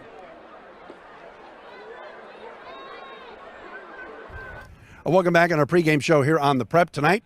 It is Chippewa Valley and Macomb, Dakota, a little backyard brawl and a part of the Great American Rivalry Series. Got an opportunity here to talk to Greg Bauer, the head coach here at Dakota. Coach, good to see you. Good to see you. Thanks for being here. Thank you. Tell me about tonight, first of all, and what it means to be playing this game at this time and really just getting back to almost normalcy, but pretty big game for you guys for Game 4. It's always the number one game on our schedule each year. And now you throw everybody can be back in the stadium with a full experience, the full fan experience. You know, we have the Great American Rivalry Series here. You guys are here. It's going to be, a really great atmosphere for high school football. How do you feel about your team right now as you head in playing an unbeaten and very good Chip team? Well, they're very good, but, I think we're very good as well. Last week we had some things happen that, we kind of would love to have back. And, we got our tailback back this week, which he didn't play last week, which is a big thing for us. But they're really good. But we're really good. But in this game, you can throw the records out. It really doesn't matter. It's going to come down to who makes the fewest mistakes and who's the most physical team. You mentioned Caden Sloan a little bit, Coach. What makes him so good? He's Mr. Everything. He can throw it. He can run it. He can catch it.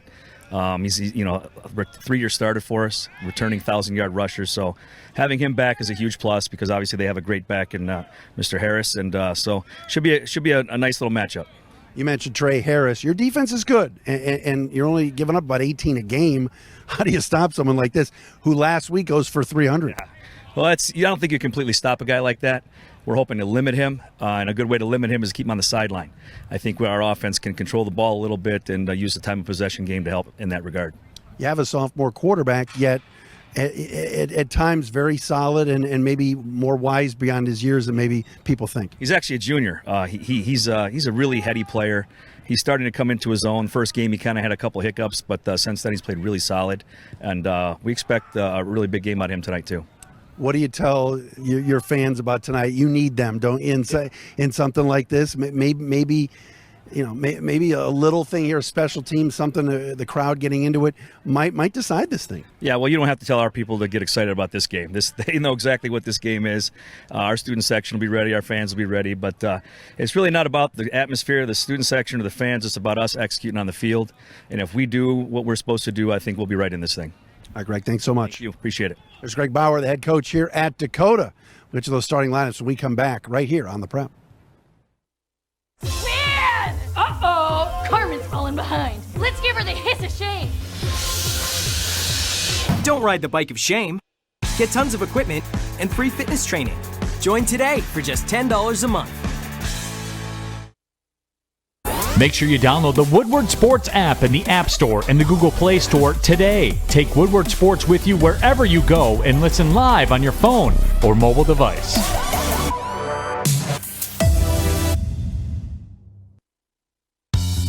There's just one place where students are students first, and athletics are played with purpose and perspective. That place is your local high school. High school sports offer more than the joy of competition. Studies show that student athletes are also likely to enjoy greater levels of achievement in other areas of their lives, including academics. High school sports, a winning part of a complete education. Man! Uh-oh! Carmen's falling behind. Let's give her the hiss of shame. Don't ride the bike of shame. Get tons of equipment and free fitness training. Join today for just $10 a month. Make sure you download the Woodward Sports app in the App Store and the Google Play Store today. Take Woodward Sports with you wherever you go and listen live on your phone or mobile device.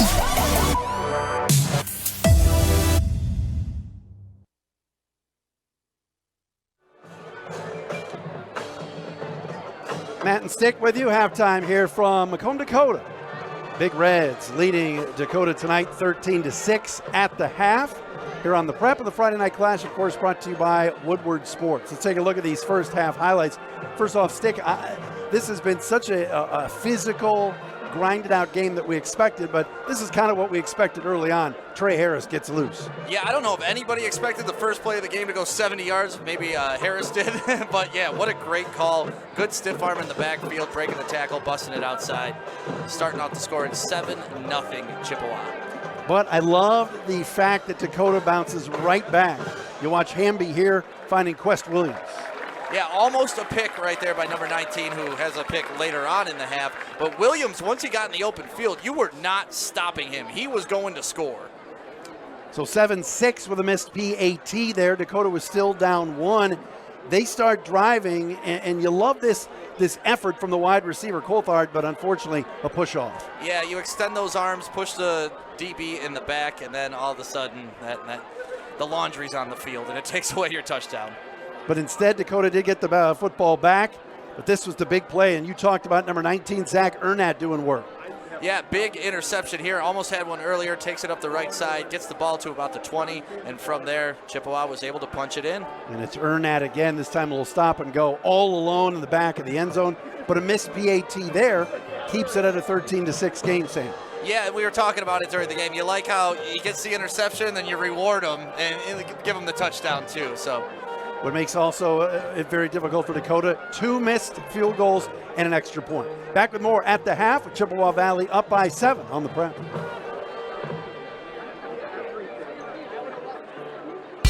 Carry number 9. My dad and my grandfather are officials. I've grown up around officials and seeing how much they enjoy being part of the games. As a student athlete, I've always appreciated the people out there who are willing to give back to the kids. The Legacy program lets me officiate while I'm still in high school, working younger kids' games. Officiating gives me a better understanding of the game. I get to make some pretty good money for a high school kid, and I even get to spend some quality time with my dad. There's help wanted. Just whistle. All right, this is Adam. Take 2. Mark? I guess. I go like this. The best part about playing football in Texas has to be the reaction from the community. I want to encourage others to play volleyball or choir because you get to experience new things and do stuff that you've never done before. My reason why is passion. My reason why is pride.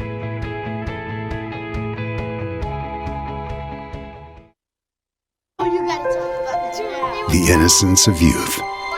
Is there anything any better? But soon they'll be in high school and facing all the same challenges you faced.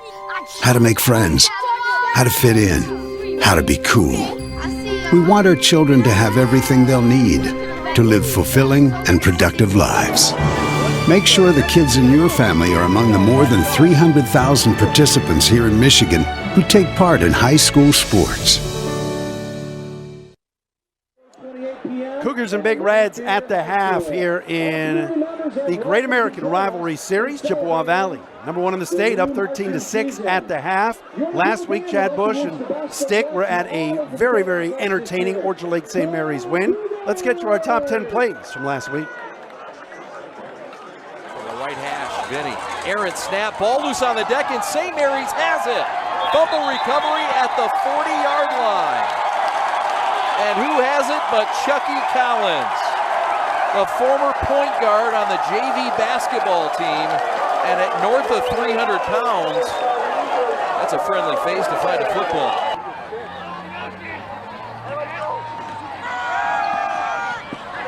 Ball's loose on the deck and recovered by Harper Woods. As Aiden Boyle coughs up that pill on the red turf.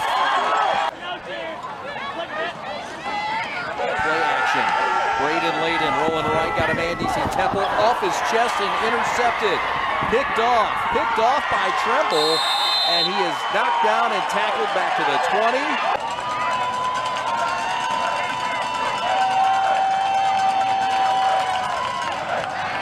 Looking left, has time, looks in zone. Incomplete, broken up by Bohannon, who will flex on that play. Broken up post pattern. That's a nice PBU. There's a throw downfield. Caught at the 15. 5. Touchdown Eaglets. Brennan Bochetic into the end zone.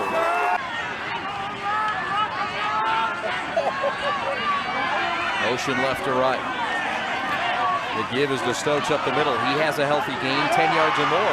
Across his feet to the 50, to the 40, to the 35. They may never get him up to the 20-yard line before he's forced out of bounds by Carlson. But how about that gain inside the 20? Red zone time, just like that for Harper Woods. So 4 wide receivers laid in on a 2nd and 10. Going to throw to the end zone, looking for Meath again. Caught, is he in? What's the call? Touchdown, Eaglets! Braden Layden, 29-yard touchdown pass to Ben Meath, the senior tight end. You think they're starting to trust their quarterback, Chad? What a ball from a junior Braden. Hands off to Stokes. Watch out, he could go. Stokes, 20, 10, 5, touchdown Pioneers. 61-yard touchdown run for number 6, who's headed to Morgantown. And this game just got a little bit more interesting, Stick. And I love that call by the coach. I really do. You haven't run this power offense all game, and all of a sudden you go to punch St. Mary's in the mouth, and it worked. Roll right, Layden looking downfield for Temple, and caught! Is he in bounds? Yes, he is in bounds at the 44-yard line. D.C. Temple with a snatch at the 44. How about this catch?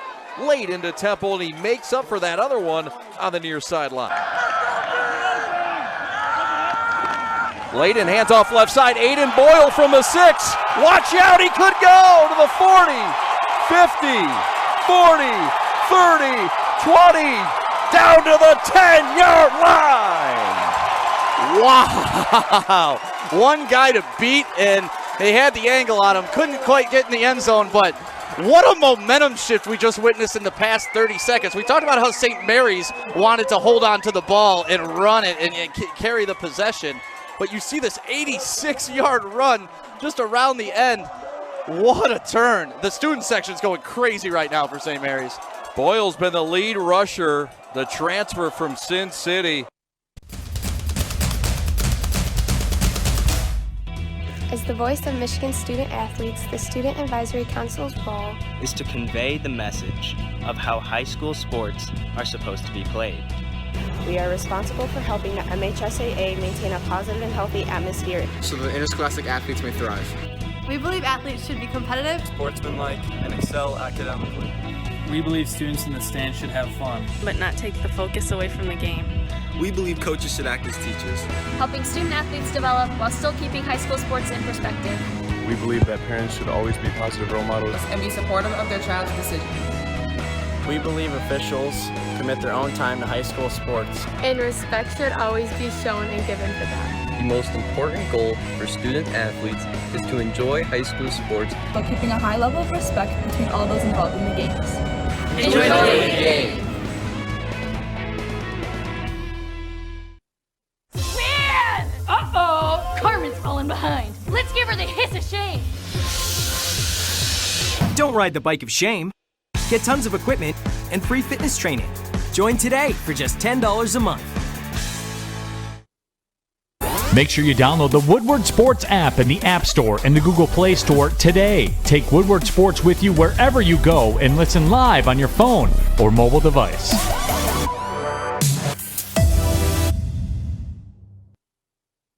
All right, this is Adam. Take 2. Mark? I guess. I go like this. The best part about playing football in Texas has to be the reaction from the community. I want to encourage others to play volleyball or choir because you get to experience new things and do stuff that you've never done before. My reason why is passion. My reason why is pride.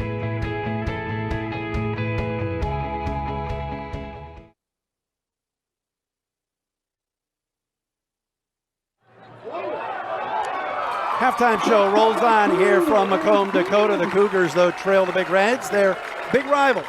Chippewa Valley, 13-6 at the half. Matt Derry with you. We're going to kick it back to Chad Bush and Sam Stick Day coming up for the second half momentarily as we welcome you back on the prep and what was a very entertaining, certainly first half. As you see Joey Radio down on the field, doing a little kicking contest. But that's the story of this game, folks, right now in the first half. The missed field goals and opportunities. Anthony Markovsky missing 2 field goals and an extra point for Macomb, Dakota. He busts those through, and this would be a 13-13 game. Instead, it's a 13-6 game as the Cougars have left 6 points off the board. But this has been a very physical, a certainly very big-time rivalry game between these two teams, and unbelievable. How about this? A student just knocked home about a 45-yard field goal in a contest. He's got his phone out, and he's just celebrating in front of the student section. There's close to 7,000 people here tonight, and they're watching right now their Macomb, Dakota Cougars trailing 13-6 at the half to Chippewa Valley. Again, if you're just tuned in, 19 seconds into the game tonight, Trey Harris scampers 70 yards for a touchdown on the game's first play from scrimmage to give Chippewa Valley a 7-0 lead. But Dakota did answer. At the 8:54 mark of the second quarter, a 44-yard touchdown pass from Hamby to Quest Williams. Again, the PAT was no good. It was 7-6. Then Markovsky missed that 25-yard field goal in the second quarter that would have given Dakota the lead. Second quarter, though, Chippewa Valley with a Zach Ernat interception return took it back to the Dakota 22-yard line. And then with 2:36 left in the second, 22-yard pass from Schuster to Ernat. PAT no good. Chippewa Valley took a 13-6 lead at the half. There you see the replay of the student knocking home a 45-yard field goal. Maybe they should get him in some pads and a helmet and let him kick. Anthony Markovsky then missed a 29-yard field goal at the horn. We're getting you ready for the second half. Third quarter coming up with Chad Bush and Stick. Next with the Big Reds up 13-6 right here on the Prep. Today I'm going to tell you about sportsmanship because it's important. Treat your opponents the way you would want to be treated. My mom says that. Listen to the referees. It's their job. Be nice to their team and our team. Cheer them on. Always play fair. It's the right thing to do. It's sportsmanship. It's not that hard. The innocence of youth. Is there anything any better? But soon they'll be in high school and facing all the same challenges you faced. How to make friends, how to fit in, how to be cool. We want our children to have everything they'll need to live fulfilling and productive lives. Make sure the kids in your family are among the more than 300,000 participants here in Michigan who take part in high school sports.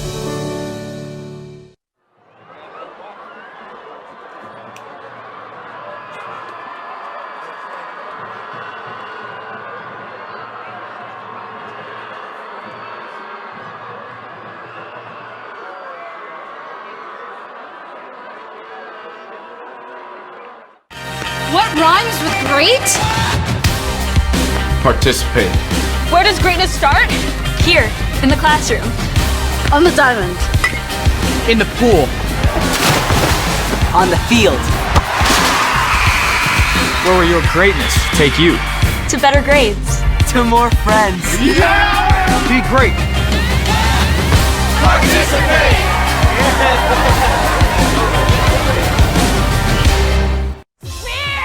Uh-oh, Carmen's falling behind. Let's give her the hiss of shame.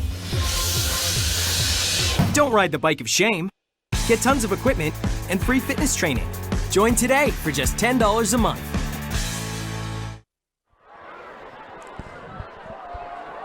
Welcome back to the Friday Night Clash. Chad Bush with you, along with Sam Stick Day. Thank you, Matt Derry. Along at halftime. Section. We got a student section rolling. We get a shot of the student section. I mean, this tells you all you need to know. Look at that shot. Great shot, guys. About this student section and this rivalry. Just a 7-point spread right now, Stick. And a lot of game left. The biggest statements that were made in half number one, go. Biggest statement made for Chippewa was they were able to run the ball and run the ball effectively. They're going to continue to do that. And if I'm Dakota, I'm going back to that passing game. I know I had a turnover with that interception, but I also had several potential touchdowns and big plays that could have happened. Yeah, you look at the offense in the first half and dominated by both these running backs as we expected. You talk about Harris for Chippewa, and you talk about Sloan for Dakota. Sloan goes for 108 yards in the first half rushing. Harris goes for 84 yards. These two backs are on to big, big days so far. Yeah, and what The difference in the two backs, though, are, the majority of Sloan has been short little bursts, short little bursts, short little bursts. Continue 15 carries for 108 yards. And then you go to the other side of the ball for Cephas, and it just they had the big run up front and then kind of just plodding throughout. 6 carries, but tough runs every single time that kid touches the ball. It takes 10 guys to get him to the ground. Yeah, and of course we got to give credit to both offensive lines as well. The passing game, though, we're challenged on both sides. Macomb gets their first touchdown via the passing game. Yeah, and you love to see it. We expected to see the top 2 running backs or some of the top 2 running backs in the state colliding tonight. But it's nice to see the wide receivers and the quarterbacks getting some shine in this game, too. Dakota up against it. They're 1-2. They only had 2 losses last year the whole season. They went 6-2. Look, it's not over if Dakota loses this game, but it's a position Greg Bauer and his team have not been in often in this series as of late. They really need to win this game to contend at least for a red title. And like we were talking before the half, you're in a weird spot right now because you feel good. You're only down by a touchdown. But you shouldn't feel good because the game should be tied. You should even be ahead because of the touchdowns that you've had taken off the board, missed field goals, missed opportunities. So they're in a good place. They just got to come out, take this first drive of the second half and score, get this game even, and then we'll see what happens from there. All right. Sounds good to me, buddy. We are ready. Chippewa Valley to boot it right to left. These schools separated by just 2.5 miles.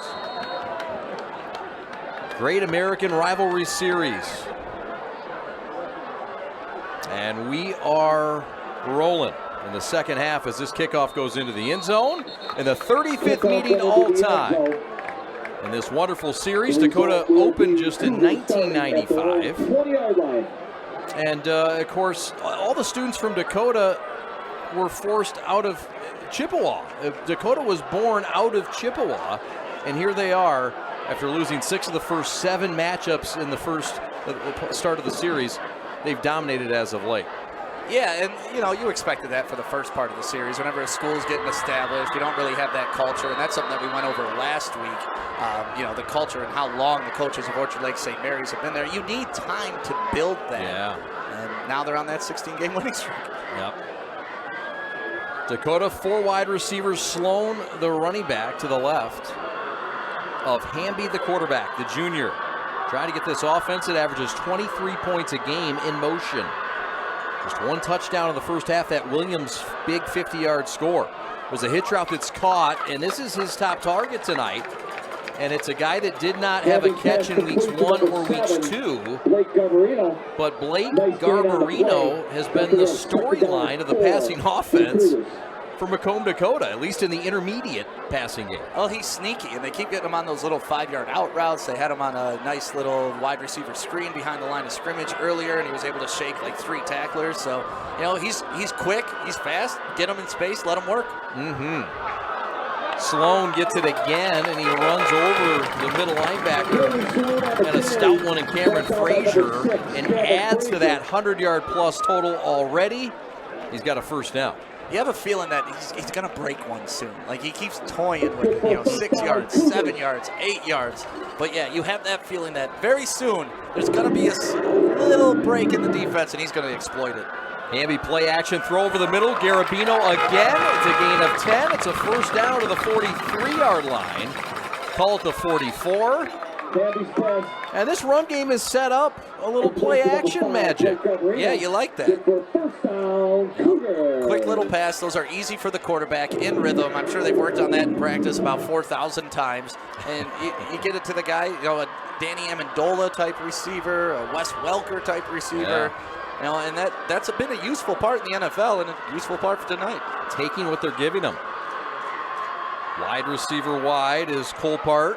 Sloan is strung out and knocked down after a gain of 1. Fine job by the defense. Yeah, that was great for the Big Red. Zach Earnhardt, the guy who had the interception in the first half, coming down from his cornerback position and making him, look at this, forced him outside. Wasn't able to make the tackle, but that's what you want to do. Keep pushing him to the edge, and that's where help will be. String it out, contain it up, bottle it all up, and just 1 yard for Sloan. A guy that's now gone for about 120 yards in this game. And we're barely into the second half. A couple of blockbuster running backs going at it. Handoff, Sloan breaks a tackle up the middle of the field, makes a cut at the 40 to the 35. Outside, needs one man to beat at the 10 and out of bounds.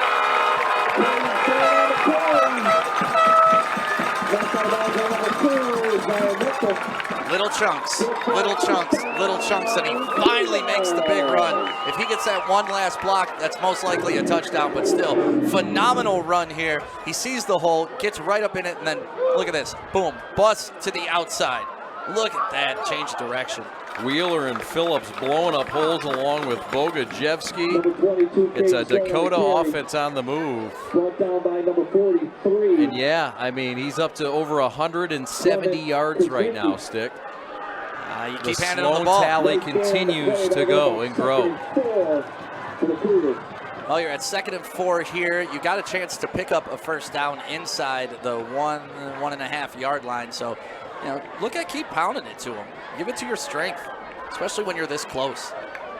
60 yards on this drive alone for Sloan. They'll send wide left. The backup running back, Joe Kasevich. And a tight formation. Motion left to right. Wildcat. And the Big Red has this thing sniffed out easily. Yeah, I think the low snap kind of threw off the entire play there. He wasn't able to receive that in motion and receive that in rhythm and pick a hole. Mitchell on the stop. He's a guy they really like a lot. Aaron Mitchell, an impact player on that defense, and a senior. And he shoots in from that defensive end spot, Stick, and blows that baby up. Here's a 3rd and 5.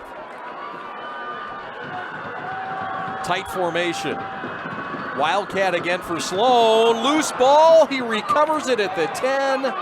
But again, it's going to be a 4th and long. And Greg Bauer, you really, do you have a decision or do you have a backup kicker? I mean, you got to bring, you dance with the girl you brought. Isn't that the saying? Yeah. I mean, Chase Kaufman up here just raised his hand and said he wants in. Well, how about the kid at halftime who made a 20, a 30, and a 45-yarder to win $10,000? Are you guys going to be okay? You better sign that kid up. The 4th down, they're going for it. 4th and 9. Looking, end zone, right side, caught, touchdown, Dakota! Owen Colpart! And we're an extra point away from being tied in Macomb.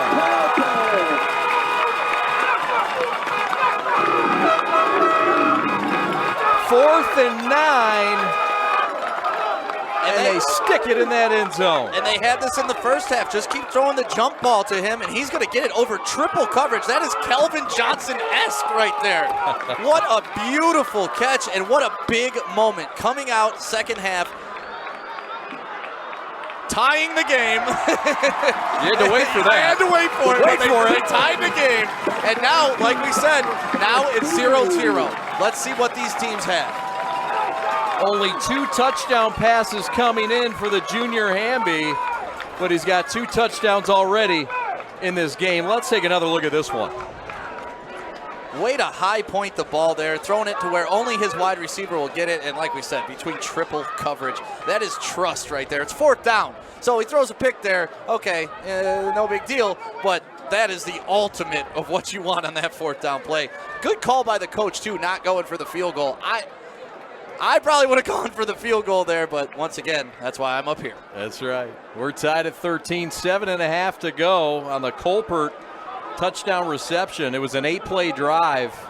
It took 4.5 minutes, 86 yards in totality, and it's an 11-yard touchdown pass from the junior Ethan Hamby to the junior Owen Colpart. 13-13 with 7.5 left from Macomb, Dakota. Wow. Man, the energy in here right now is insane. Where's Joey Radio? I think he got swallowed up. Is he crowd surfing yet? Because if he's not crowd surfing, I don't want to see him yet. There's a squib kick, and we got a quick whistle, and this one's going to come back. And they're going to have to do it again. 4th touchdown pass of the year And Hamby's got the Cougars in the end zone and in a tie game in this rivalry. Man, I really don't know who's going to win this game. You know, usually we got a little feel. Somebody's got momentum. Somebody's looked better. Maybe a couple things didn't go their way. But this game, it's so hard to judge who has the actual momentum in it because the Cougars have dominated. You know, they should be on top of it. They made 2 field goals and an extra point, maybe another touchdown.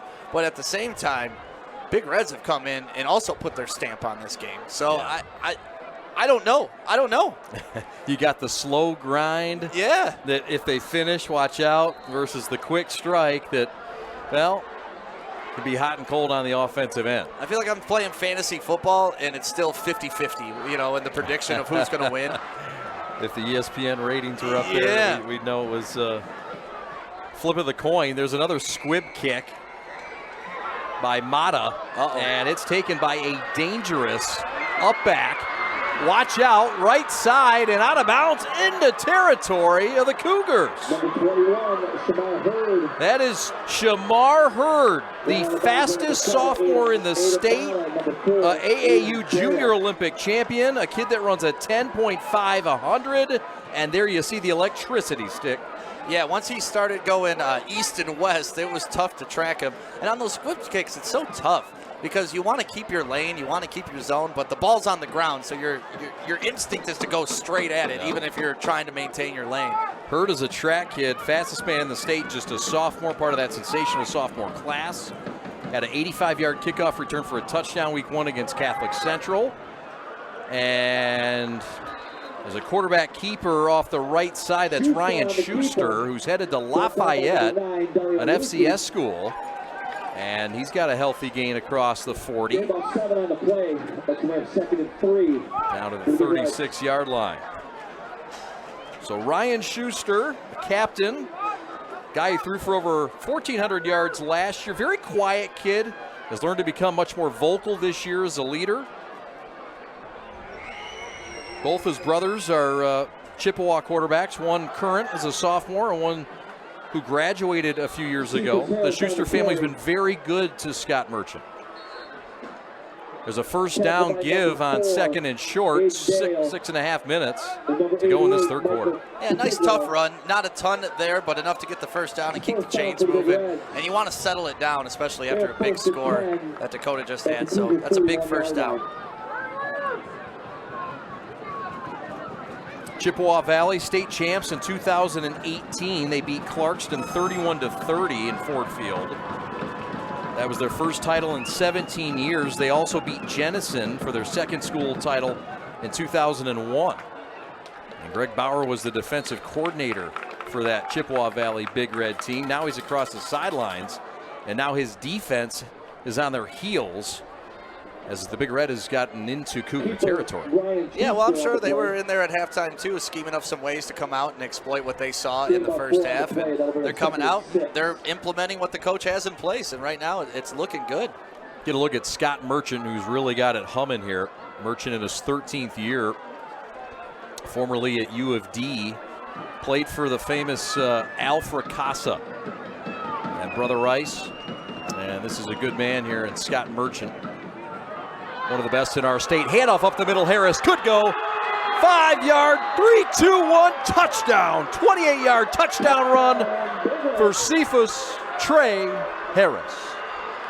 Touchdown scored by number 7, Cephas Harris. And I don't even think he was touched on this play. Let's look at this hole that was open. My goodness. Barely.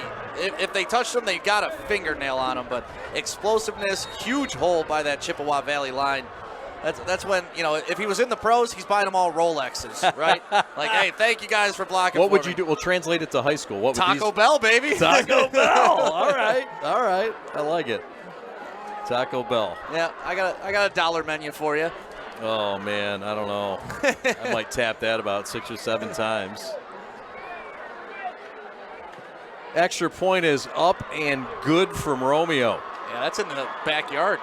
7-point lead. The Big Red are in the end zone on the Harris 28-yard touchdown run off the heels of a 4-play, 41-yard drive. The extra point is good. We're back to Macomb and the great American rivalry right after this. Man! Uh-oh! Carmen's falling behind. Let's give her the hiss of shame. Don't ride the bike of shame. Get tons of equipment and free fitness training. Join today for just $10 a month. Make sure you download the Woodward Sports app in the App Store and the Google Play Store today. Take Woodward Sports with you wherever you go and listen live on your phone or mobile device.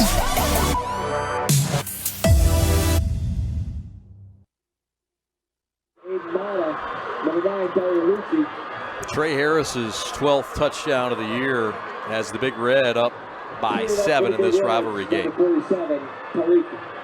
Officially a 27-yard touchdown, extra point good. And here we go. Extra point was good by number 47. Ahmed Barrett, he will kick it off from his own 40. He's been putting them through the end zone all game. He's got a big leg, and there's no chance this gets returned. Cougars going to start off first at 10. Well, we had a really nice pregame meal thanks to our friends at Green Lantern Pizza. And we appreciate that food provided tonight. We had pizza, we had chicken wings, and we had bread and salad and all kinds of yummies. I was wondering if you're going to mention the salad. Well, the salad was good. It's delicious. It's noteworthy, especially when you get their ranch. Their ranch, there's something special in that sauce. I don't know what it is, but I don't care. It's good.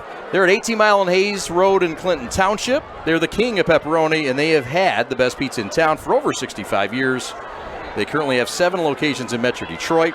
For locations and more information, please visit greenlanternpizza.com. Follow them on Facebook, Twitter, and Instagram. Handoff to Sloan up the middle, and he gouges the center of that Big Red defense for a gain of about 15 yards up to the 37. I mean, he told Joey he was aiming for 300 yards, and he's kind of closing in on it, Chad. He wasn't lying. No. He's going to flirt with it. Sloan is sniffing 200 right now. He had 168 yards coming into this drive unofficially. So add 12 more right there. I trust our stat folks. Doing a great job tonight. Throw right side, Colpert. The kid who has a touchdown has a big yard gain across to the 44-yard line.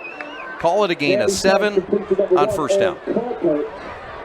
Yeah, I'm feeling comfortable throwing to him the rest of the game. He has definitely shown that he has all the moves. Not only can he go up over the wide receivers, if you watch him here, he's got a nice little hesitation that causes him to miss. Look at that, nice little sidestep. Oh, it's a filthy hezzy. Yes. 4:20 left. Second down and 3. From their own 44-yard line, right hash for the Cougs. From the Mac Red, largest school in the state. Play action, looking right for Colpert, goes up, makes the catch at the 33-yard line. Throw it up, and Colpert will snatch it with that big, thick body frame. There is a flag down. His ability to high point the ball is impressive. He's done it multiple times tonight. We're looking at an illegal wide receiver down the field. So they'll bring it back, but wow. You look at him, you look at Williams. These kids are thick.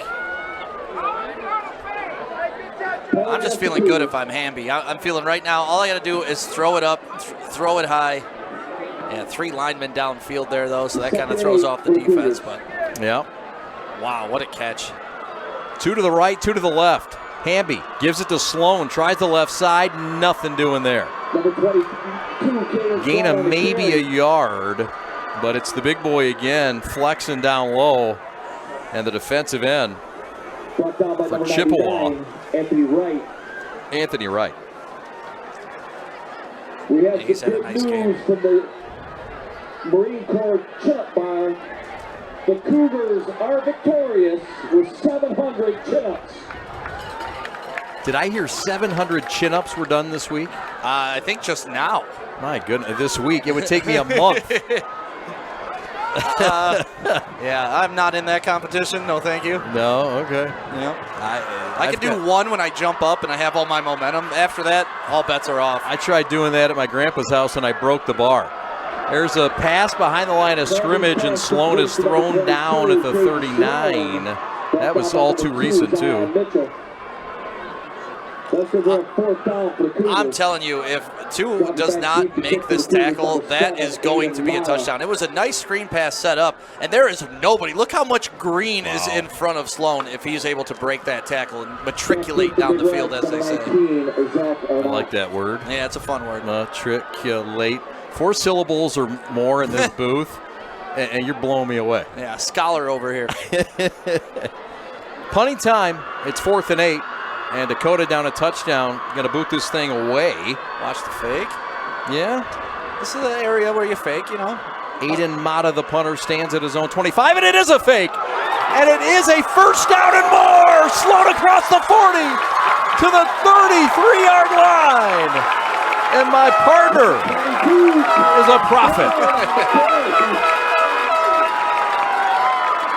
Great call, buddy.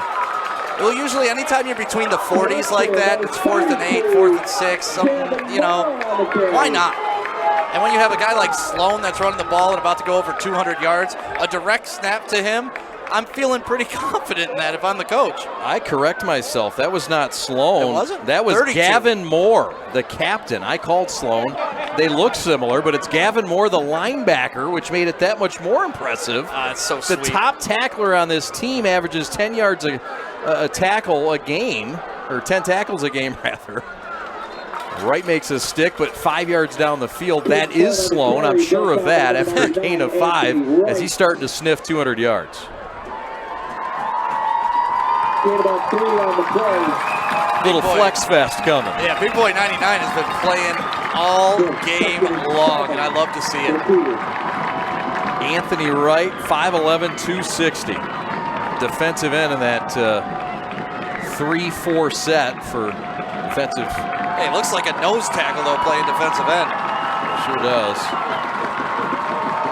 Play action. Hamby looking right, cross the field, and he set his receiver up for a tough chop down. He was looking right side for Carr, and that one took too much time to develop. Great closing speed on this, though, too. Yes, the ball is in the air a long time, but, man, he came up, he saw it, he recognized it, drove his man into the ground. That's what you want to see out of your DBs. It's Casey Carr. Carr's father was a coach at Chippewa Valley, and Greg Bauer coached with him.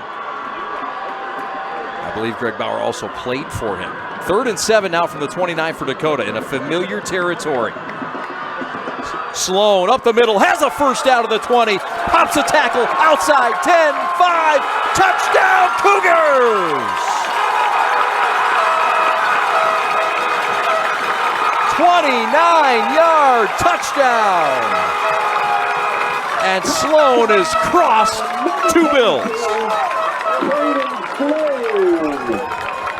And man, if you're Dakota right now, you are feeling on top of the world. Not only did your fake punt work, it led to a touchdown. He was able to split the seam right there. Good stiff arm at the end to keep the defender off of him and slide on into the end zone. He's well over 200 now, isn't he, Chad? I believe so. Yeah. Pat the Stat and Jamie Johnson are figuring it up. The extra point is up and good. And we are tied at 20 with 38 seconds left on the Friday night clash. Mr. Sloan, 270 against Brother Rice. And I tell you, he made a nice play, but you got to give some love and some props to his offensive line here as well, Stick. Yeah, big offensive line making the plays for him. Nice hole right here. He's able to read it inside, then boom, plant the foot, cut outside, and use his speed. Phillips Cooper with a big block. Cooper Phillips, sorry. That's all right. Double first names always get me. Yeah, there's a couple tonight that got me. Aiden Dale. Yes. The men with 2 first names. Yeah. I always envy them, too.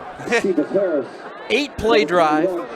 It took 74 yards and a 29-yard touchdown run by Mr. Sloan. That's his second of the game. And 74-yard drive, 8 plays. And with 37.5 seconds left, we are tied at 20, partner, and back and forth. And how about Dakota? The offense cashes in and finishes something they weren't able to do in the first half. Yeah, they've come out in the second half and done it twice, which, like you said, they couldn't do in the first half. And obviously it's paying off for them when you can put the ball into the end zone. But the biggest play on that drive was the fake punt. The special teams are a plus for Chippewa Valley. They had an advantage in special teams tonight, and we see it there in the return game. They also have it in the kicking game. They've had some serious field position here the last couple, thanks to their talented return men. Next week, we are at Dearborn-Fordson. Come on with us, Yella. It's Fordson, along with their opponent. They'll bring in their fellow foe from the KLAA, Belleville, and the Tigers. Now, random connection with Belleville and Fordson. My grandfather graduated from Fordson and used to live in Belleville when I was a child. You're kidding me. Yeah. You were meant to do that game. Apparently. True bipartisanship. That's cool. Yeah. Harris with a carry off the left side. It'll be short of a first down by just a yard. Once again, though, Harris not going down on first contact. I mean, that could have been a 2-yard gain. All of a sudden, you got 8 yards. Those are such huge. Those don't go on stat sheets. You know, obviously yards after contact, but that's something that you can't mark down and measure.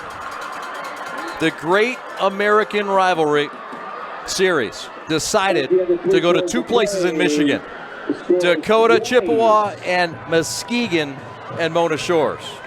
This is why. Let's go to the fourth quarter here on the Friday Night Clash. We're tied at 20. Man! Uh-oh! Carmen's falling behind. Let's give her the hiss of shame. Don't ride the bike of shame. Get tons of equipment and free fitness training. Join today for just $10 a month. Make sure you download the Woodward Sports app in the App Store and the Google Play Store today. Take Woodward Sports with you wherever you go and listen live on your phone or mobile device.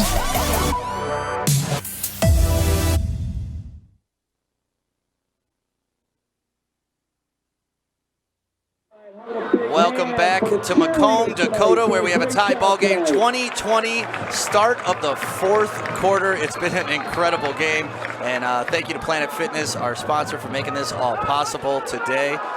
And here we go. First, we're looking at 2nd and 2 right now from about the 49-yard line for Chippewa. And there's a flag on the play. False start. So now we're looking at a 2nd and 7, Chad. I like this. We can switch this up. Yeah, you want me to do color? All right. Play-by-play? No, man. I struggle enough with play-by-play. I'm going to get my story straight here. So that's a penalty. That's a big penalty, actually. Yeah, it is. And it turns a 2nd and short into a 2nd and long. Ryan Schuster, the quarterback.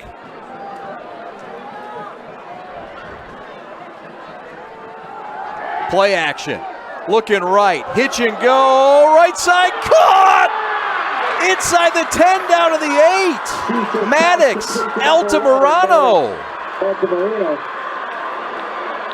How about that throw? You talk about throwing somebody open. Yeah, I don't know if you play poker or not, but this is called a slow play, because if you could isolate the wide receiver, he's pretty much walking the first 5, 10, 15 yards of that route. Then all of a sudden he hits into a dead sprint and is able to beat his man. Great play, great design on that. Altamirano caught up to that one. Schuster put it on the money. And Chippewa Valley, just like that, big play. And they'll give to Harris for not much here, down to the 6 or 5. Man, we're seeing some nice play calling here in the second half, and we're seeing some aggressive play calling in the second half, which has led to a lot of points being put on the board. Yeah, these two teams, you pull the fake punt tonight, you throw in some 50-yard touchdown pass, some big plays. Yeah. All you'd want in a rivalry. We've had some fun, and we're far from being done. I was going to say, and we still got 11 minutes left. Let's go. That's right. The big boys. For the Big Red, Allison, Dressage, Block, Anderson, Love, Buckholz up front. Handoff, bounce, outside, nowhere to go. TFL. And it's by number 7, Aiden Mata, coming up from that free safety spot. That's a TFL, and it's 3rd and longer. I may be dating myself here, but that was Troy Polamalu-esque. He read it from the safety position, was able to close and make it a tackle for loss. That was a great play, because if he doesn't make that, that's an easy touchdown. Easy touchdown. Great play, kept in front of him. That was Darren Hawkins, by the way, a guy who's a junior and one of their top-rated juniors. A guy who they think's a Division I player, but known for his safety play. 10 minutes left, 3rd and 6. You can hear the crowd. Schuster under center, and he wants timeout. We'll take it with him. 9:56 to go. We're tied at 20. This is the Friday night clash from Macomb, Dakota.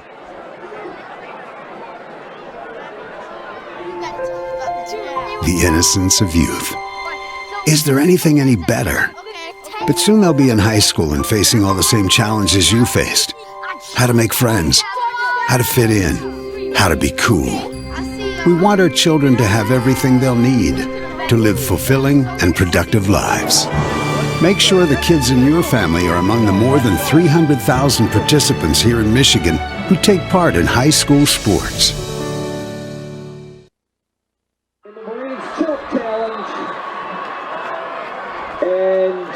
Just under 10 minutes to go. We're tied at 20 from Macomb, Dakota. He is Sam Stick Day. My name is Chad Bush. Look at that crowd. Over 7,000-ish tonight from Macomb for this great American rivalry. And how about a tie game in the 4th quarter between these two clubs? Chippewa Valley, number 1 ranked. Macomb, Dakota, 1 and 2. But throw it all out for a rivalry, and that's what we've got, a tie game late. And looking for the upset is the home team, Dakota. Well, and we talked about Dakota's 2 losses. It's nothing to hang your head about either. Those were very good teams that you lost to. You were competitive in each of them.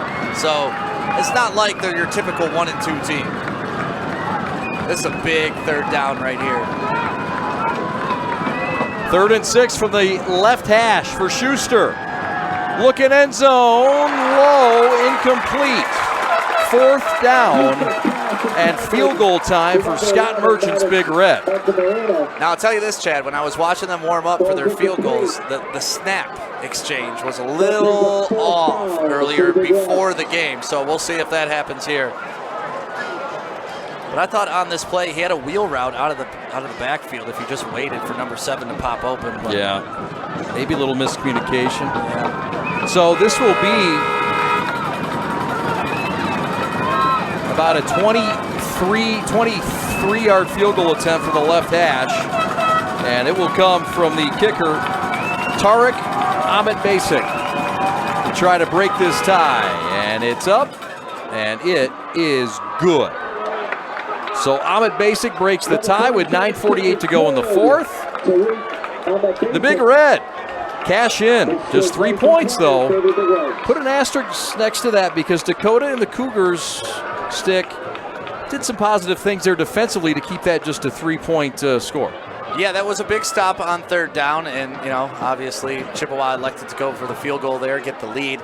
And 3-point lead, we talked about this earlier, even though their kicker struggled for the Cougars in the first half, you're going to need them in the second half. So that's why I love the coach going over at halftime, talking to him like, listen, put that behind you, second half is here, you could still be the hero. Yep. Dakota State champs back-to-back in 06 and 07 under Mike Giannone.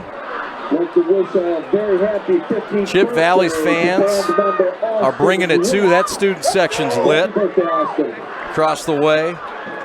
They're not to be outdone. You love this on a Friday night. Perfect weather, nice little breeze. Yeah. Fall is here, great football. What more could you ask for? Yeah. Scott Merchant says it's kind of one of those rivalries where, we try to play it as though we're the have-nots and they're the haves, and, they've got the nice facilities and got all these great things, and we're just, that little brother that's been beat up on. Yeah, sometimes the woe is me works for you, Merchant also had some comments regarding the Catholic League and the MAC Red. I asked him about the comparisons, and you look at the Central Division in the Catholic League and Brother Rice and St. Mary's and et al. And Catholic Central and De La Salle, and then you compare it against the Mac Red, and it's 4 schools versus 6, really, because, of course, you've got the Mac Red with Romeo, Chip Valley, Stevenson, Grosse Pointe, Eisenhower, and other schools, but you line it up, you match it up, and lo and behold, it's pretty darn close over history. Merchant says, look, you got these old school coaches in the Central Division, a little more conservative. We've got some more electric teams, but kids are kids, and it's still pretty darn even. It's just great to see good football played here in Michigan. Yeah. Merchant knows both sides of it, being at Brother Rice and in the Catholic League at UAD, and now here in the Macomb Red, where they play a really darn good brand of football, just like they do in the Central Division of the Catholic League. But that debate's been going on. You talk about the OAA and their division, and their red, and Macomb Red. The handoff left side to Sloan was a big gainer. Macomb tries to get back into this scoring side. Yeah, if you're Macomb, you're Dakota right now, you know you can move the ball up and down the field. You know you can score, so there's no reason to panic that you're down 3 points. No, sir. Terry Wilson's the defensive coordinator, and he has been since the state title in 2001. Caden Sloan again off the left side, and this is a gain of 19 yards. Right up the left sideline with 9 minutes left. Chippewa, this defense on their heels now. Tell you what, I'm exhausted watching Sloan run. And I haven't even taken a snap tonight, but man, 30 yards in the past 2 plays for him alone. Getting some help up there from Big Bo Wheeler.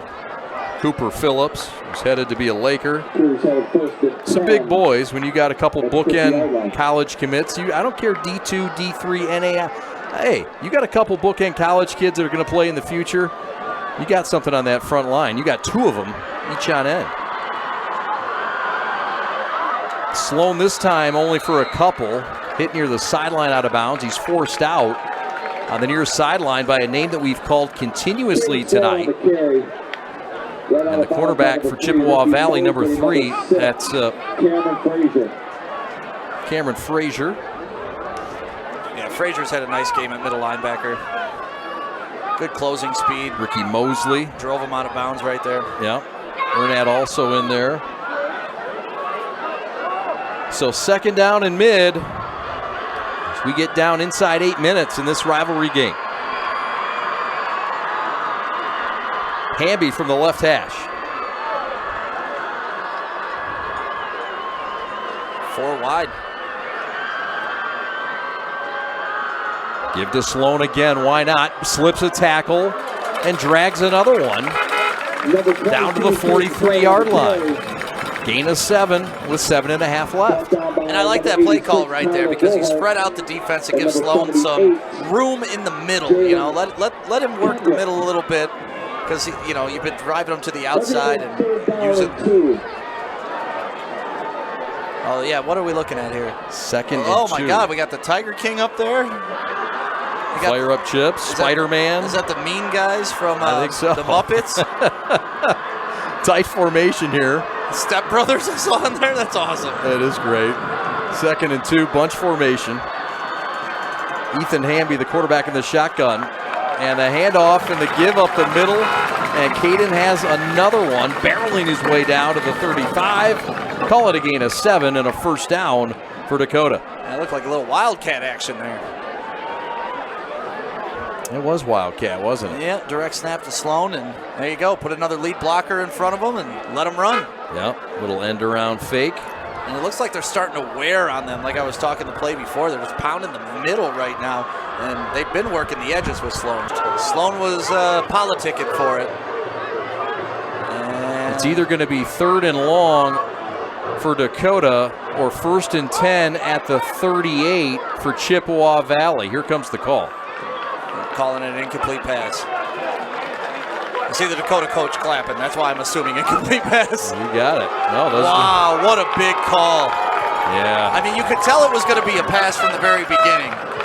See, he's going to go in. Well, that's the last play. Yep, but you could tell he kind of went to the line of scrimmage. It was going to be kind of like a jump pass thing. Then he pulled back. Yep.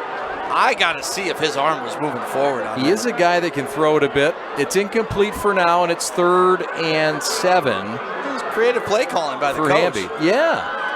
But sometimes when you're not doing what you're familiar with, it Right. turns out to be a disaster. And you trust a guy like Caden Sloan, a 4-point student, a senior, but saying all that, he's not a natural quarterback. He hasn't thrown a pass all game. It's Right. 5 minutes left in the fourth Sure. quarter. So you understand if decisions there are difficult.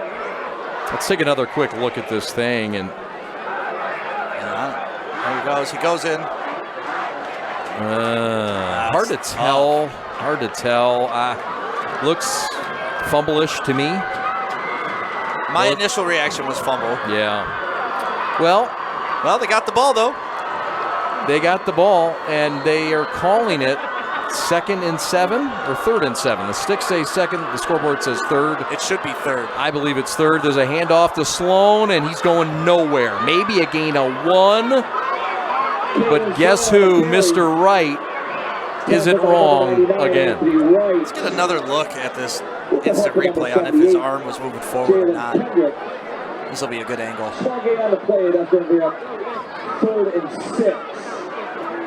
Yeah, it's falling out. It's falling out. Yeah. And give credit on the play to number 4. That's Jeremiah Mason, an aggressive DB. Yeah, good closing speed. Who would have forced it, but it's a 3rd and 7 now from the 32. Handoff, Sloan, first down and more, across the 20, inside the 15, before the touchdown-saving tackle was made. With 4.5 left, and Dakota on the move, looking to tie or take the lead. I may be mistaken, but that should have been 4th down. So when they called it an incomplete pass, I don't think they changed the down marker. Either way, he picks up the first down. 312 yards now. Wow. For Caden Sloan. What'd you say? 312 yards on 32 carries right now. That is unbelievable. And we got a pre-snap penalty, and this one's coming back. And what did he say to Joey yesterday? He was going for 300. How do you top 272? Oh, I get 300. We all laughed, but no. He wasn't kidding. No, he was serious. He was not laughing. We laughed. Yeah, I was like, oh, that's cute. Oh, my goodness. What else can you say about the sensation, Caden Sloan? Can he carry him back? And it hasn't been Sloan alone. It's been the front of Phillips and Wheeler and Bogajewski and Pruchnik and Smolars. Here we go. Throw, left side. Garabino has it at the 10, inside the 10 to the 9-yard line. Gain of 4 on 1st and 15. Nearly gets back to the original line of scrimmage with 3:39 left. Look at the block by Colprat on this. This is what you want out of your wide receiver. Look at that. Push, push, push. He pushed this guy 10 yards down the field. Yeah, gain of 9 on the play. I apologize, not 4. The more I am watching Great number 1 blocking for Dakota, Yeah. I am loving his game. He's a player. He is. Big, physical, goes up over the defenders, blocks. Yeah. You know, and Joik Bell, who works for Woodward Sports, will tell you his biggest runs always came when Calvin was blocking downfield. Shout out Tartars. Yeah.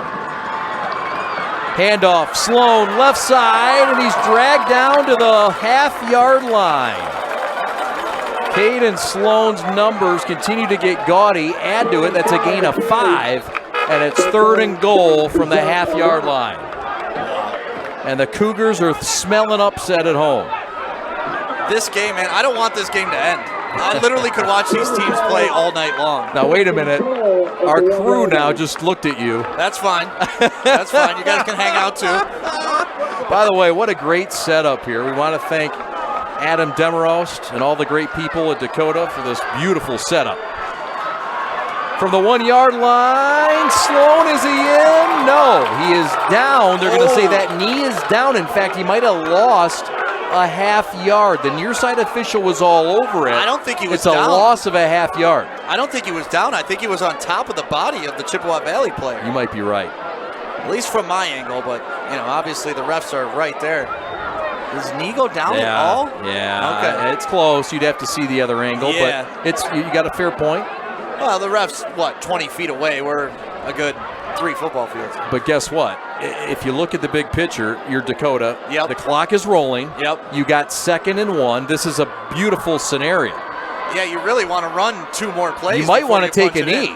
I don't know about that. Well, I don't know. I mean, this is a great debate. I want to secure the lead before I start conceding anything. It's fair. Timeout on the field. We'll take it with them. 2:08 to go. Don't you go anywhere. The popcorn's in the hand. The Great American Rivalry Series came to Dakota for a reason, and so did we. Come on back to the Friday Night Clash right after this. Man! Uh-oh! Carmen's falling behind. Let's give her the hiss of shame. Don't ride the bike of shame. Get tons of equipment and free fitness training. Join today for just $10 a month.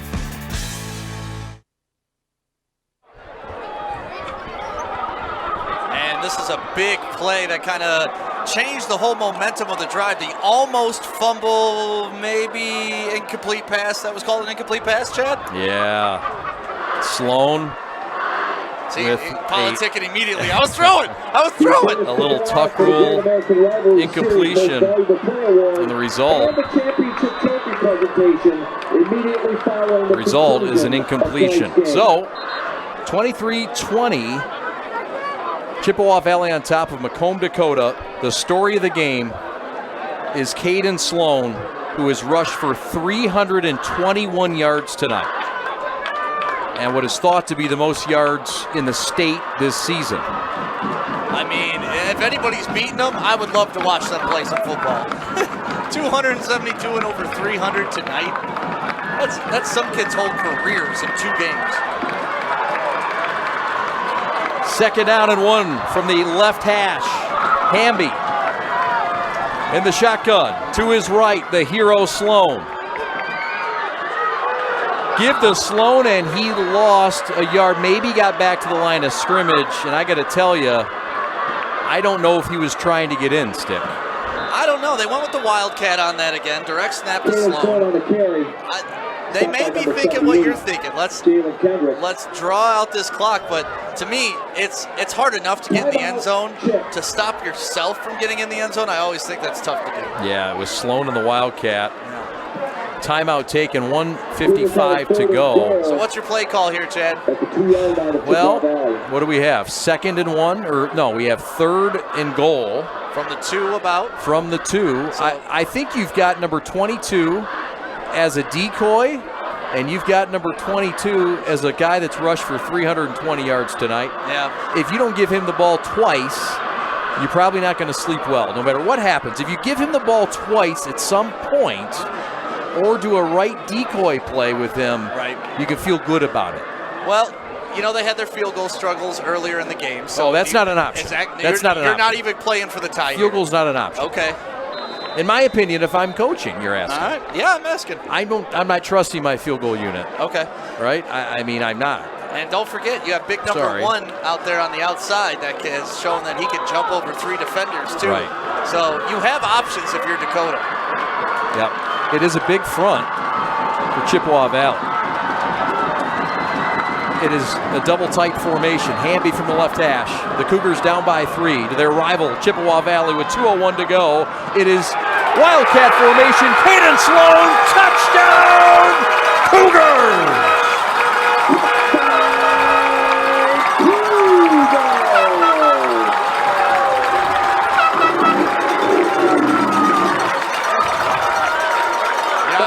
Right, Chad. You got somebody with over 300 yards in a game like this, you keep feeding them the ball until they get you the lead. Now with under 2 minutes left, the Cougars are up 26-23. Extra point about to come. How about it? Big game for Caden Sloan, and maybe this extra point bigger right now by Markovsky. The extra point is up, and it is good. They get an extra point from Anthony Markovsky. The snap by Sherrill and the hold by Mitchell, and it's a 27-23 ball game for Macomb, Dakota on top. The home team with their backs against the wall. Let's take another look at this one. Really a nice seal job on that right side, Stick. Yeah, number 32 had a big block. And that's the kid who had the nice run on the fake punt as well. So he's having a great game, man. Don't you wish you were back in high school and could go hang out with these kids after the game today? Because you know they're going to have a good time tonight. I would love to hang out with them. I would skip the game for sure at this phase. Yeah. But yeah, no, no. You know what? Those Friday night house parties after a game like this. The emotions and that's all about it, isn't it? I mean, you're thinking about that right now. You're thinking about how great it's going to be for somebody. Right. And the euphoria for somebody. And you're also in the back of your head thinking, you know what? There's a chance we lose and a chance that our night is ruined. It's all on the line with 1:58 to go and one of America's greatest high school football rivalries, Dakota and Chip. Yeah, the Marines picked a good game when they chose this one. Kickoff to the 20. Watch out here. Watch out. Gainer across the 40, still on his feet and knocked out at the 45-yard line. Big gain by Shamar Hurd, the track star. Here comes Chippewa with $1:51 to go. And that's exactly what you want coming into this drive. Give yourself good field position. It kind of takes the pressure of the clock off of you. You're already at almost midfield. You got all your timeouts. You got 2 timeouts left, so time's not an issue. That's how you draw it up. Student section's going nuts for Chip Valley, too. So Ryan Schuster, the senior quarterback, 6'2", 200 pounds, in the shotgun from the right hash with his team down 4 with under 2 to go. Number 1 team on the ropes in Macomb. Screen, left side, Harris, and he's going nowhere in a hurry. Sniffed out perfectly. Gavin Moore, we just talked about him getting a huge block on that touchdown run. We talked about him getting the first down on the fake punt, and right there, that screen pass was set up. If he gets that chip block on him, who knows where that ends? Minute 20 left, clock rolling.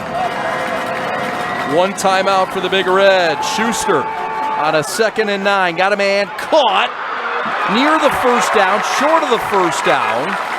Solid tackle that time, made in the secondary by Aiden Dale, the 6-foot senior. And the catch was made by Maddox Altamirano. Under a minute left. Gotta hustle, 3rd down and 4, pass, caught, 1st down across the 40, up to the 35. Clock will stop here for a moment. Pass is caught by Kalen Shaw, his first catch tonight. I hope everybody watching right now can feel what is going on in this arena. Oh my goodness. I got goosebumps right now. 4 wide receivers. Harris in the shotgun. Schuster back to pass. Man over the middle, pass off the fingertips of Shaw. Clock stops, 2nd and 10. 39 seconds left from the 35. If I'm Chippewa, I'm okay with that incompletion. It gives me a little bit of time, gather my thoughts, get things back together. I know the clock is running down on you, but when you're running 4 or 5 of those plays in the hurry up, it really starts to speed your game up too. 2nd and 10. Chippewa Valley, number 1 team on the ropes, down by 4. Throw right side off the fingertips of Altamirano, who looked like he stumbled coming out of his break at about the 20 stick. 3rd down. Yeah, he never really got a secure grip on that ball. It could have been a completion. It's still, it wasn't going to be a game-changing completion, but it helps momentum, Dakota's won 2 in a row in this series. Chip's won 5 of the last 7, and Chip comes in the number 1 team ranked. 3rd and 10 from the 35. 1 timeout left. Schuster over the middle, intercepted! Picked off! Intercepted by Mata! He's running to the crowd. He's running to the crowd. They're jumping into the stands. Please do some crowd surfing. And of course, you see Joey right there in the mix. Dakota with a dagger. With 30 seconds left, there is a flag on the field. Yeah, you can't go into the stands. And it's irrelevant. There's just 1 timeout left. How about Macomb, Dakota? Looks like they've pulled the upset here at home. Chippewa's running their offense back out on the field. Oh, boy. What is the call here? No, it's Dakota football. Post penalty after the interception. Like you said, 15-yard run into the field. Let's take another look at this thing. And really, nobody was in the area. No, must have been a miscommunication stick. It had to have been. The wide receiver turns to his right. The throw is to the inside, to the left. And the overrated chants are starting from the Dakota sideline right now. These students are going nuts. See Joey.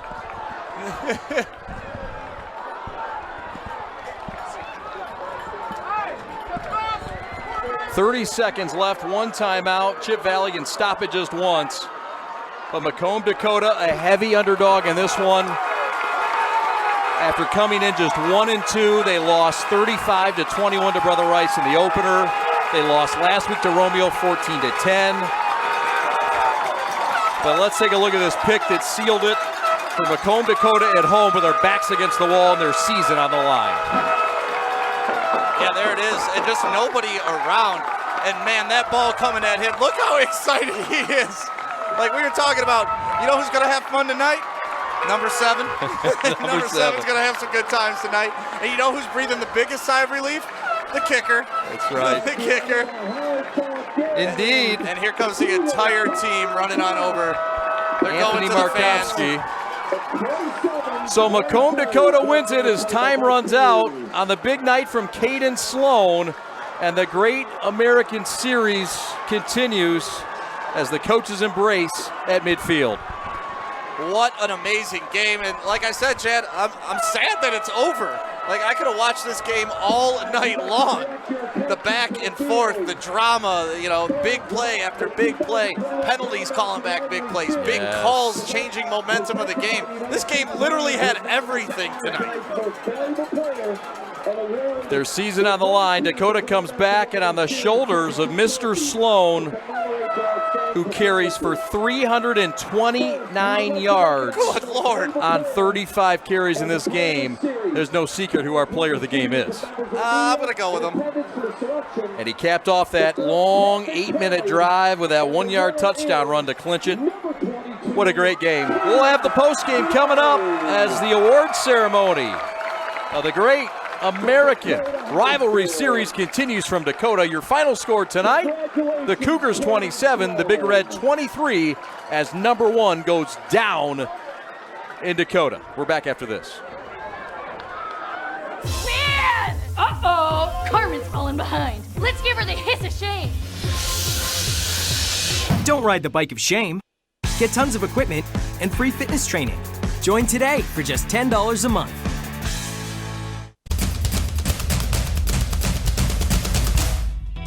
As the voice of Michigan student athletes, the Student Advisory Council's role is to convey the message of how high school sports are supposed to be played. We are responsible for helping the MHSAA maintain a positive and healthy atmosphere so the interscholastic athletes may thrive.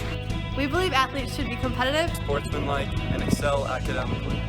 We believe students in the stands should have fun, but not take the focus away from the game.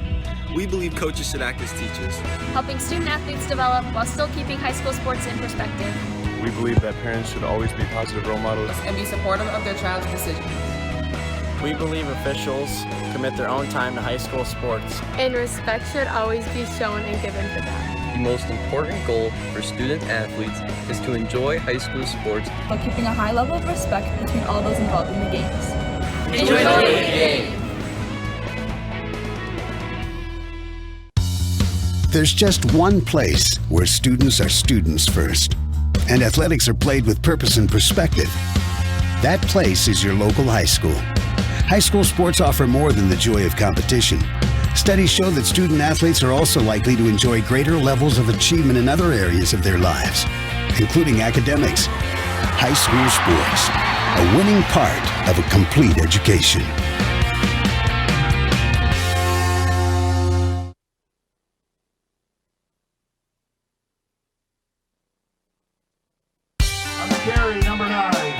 My dad and my grandfather are officials. I've grown up around officials and seeing how much they enjoy being part of the games. As a student athlete, I've always appreciated the people out there who are willing to give back to the kids. The Legacy program lets me officiate while I'm still in high school, working younger kids' games. Officiating gives me a better understanding of the game. I get to make some pretty good money for a high school kid, and I even get to spend some quality time with my dad. There's help wanted. Just whistle. Make sure you download the Woodward Sports app in the App Store and the Google Play Store today. Take Woodward Sports with you wherever you go and listen live on your phone or mobile device.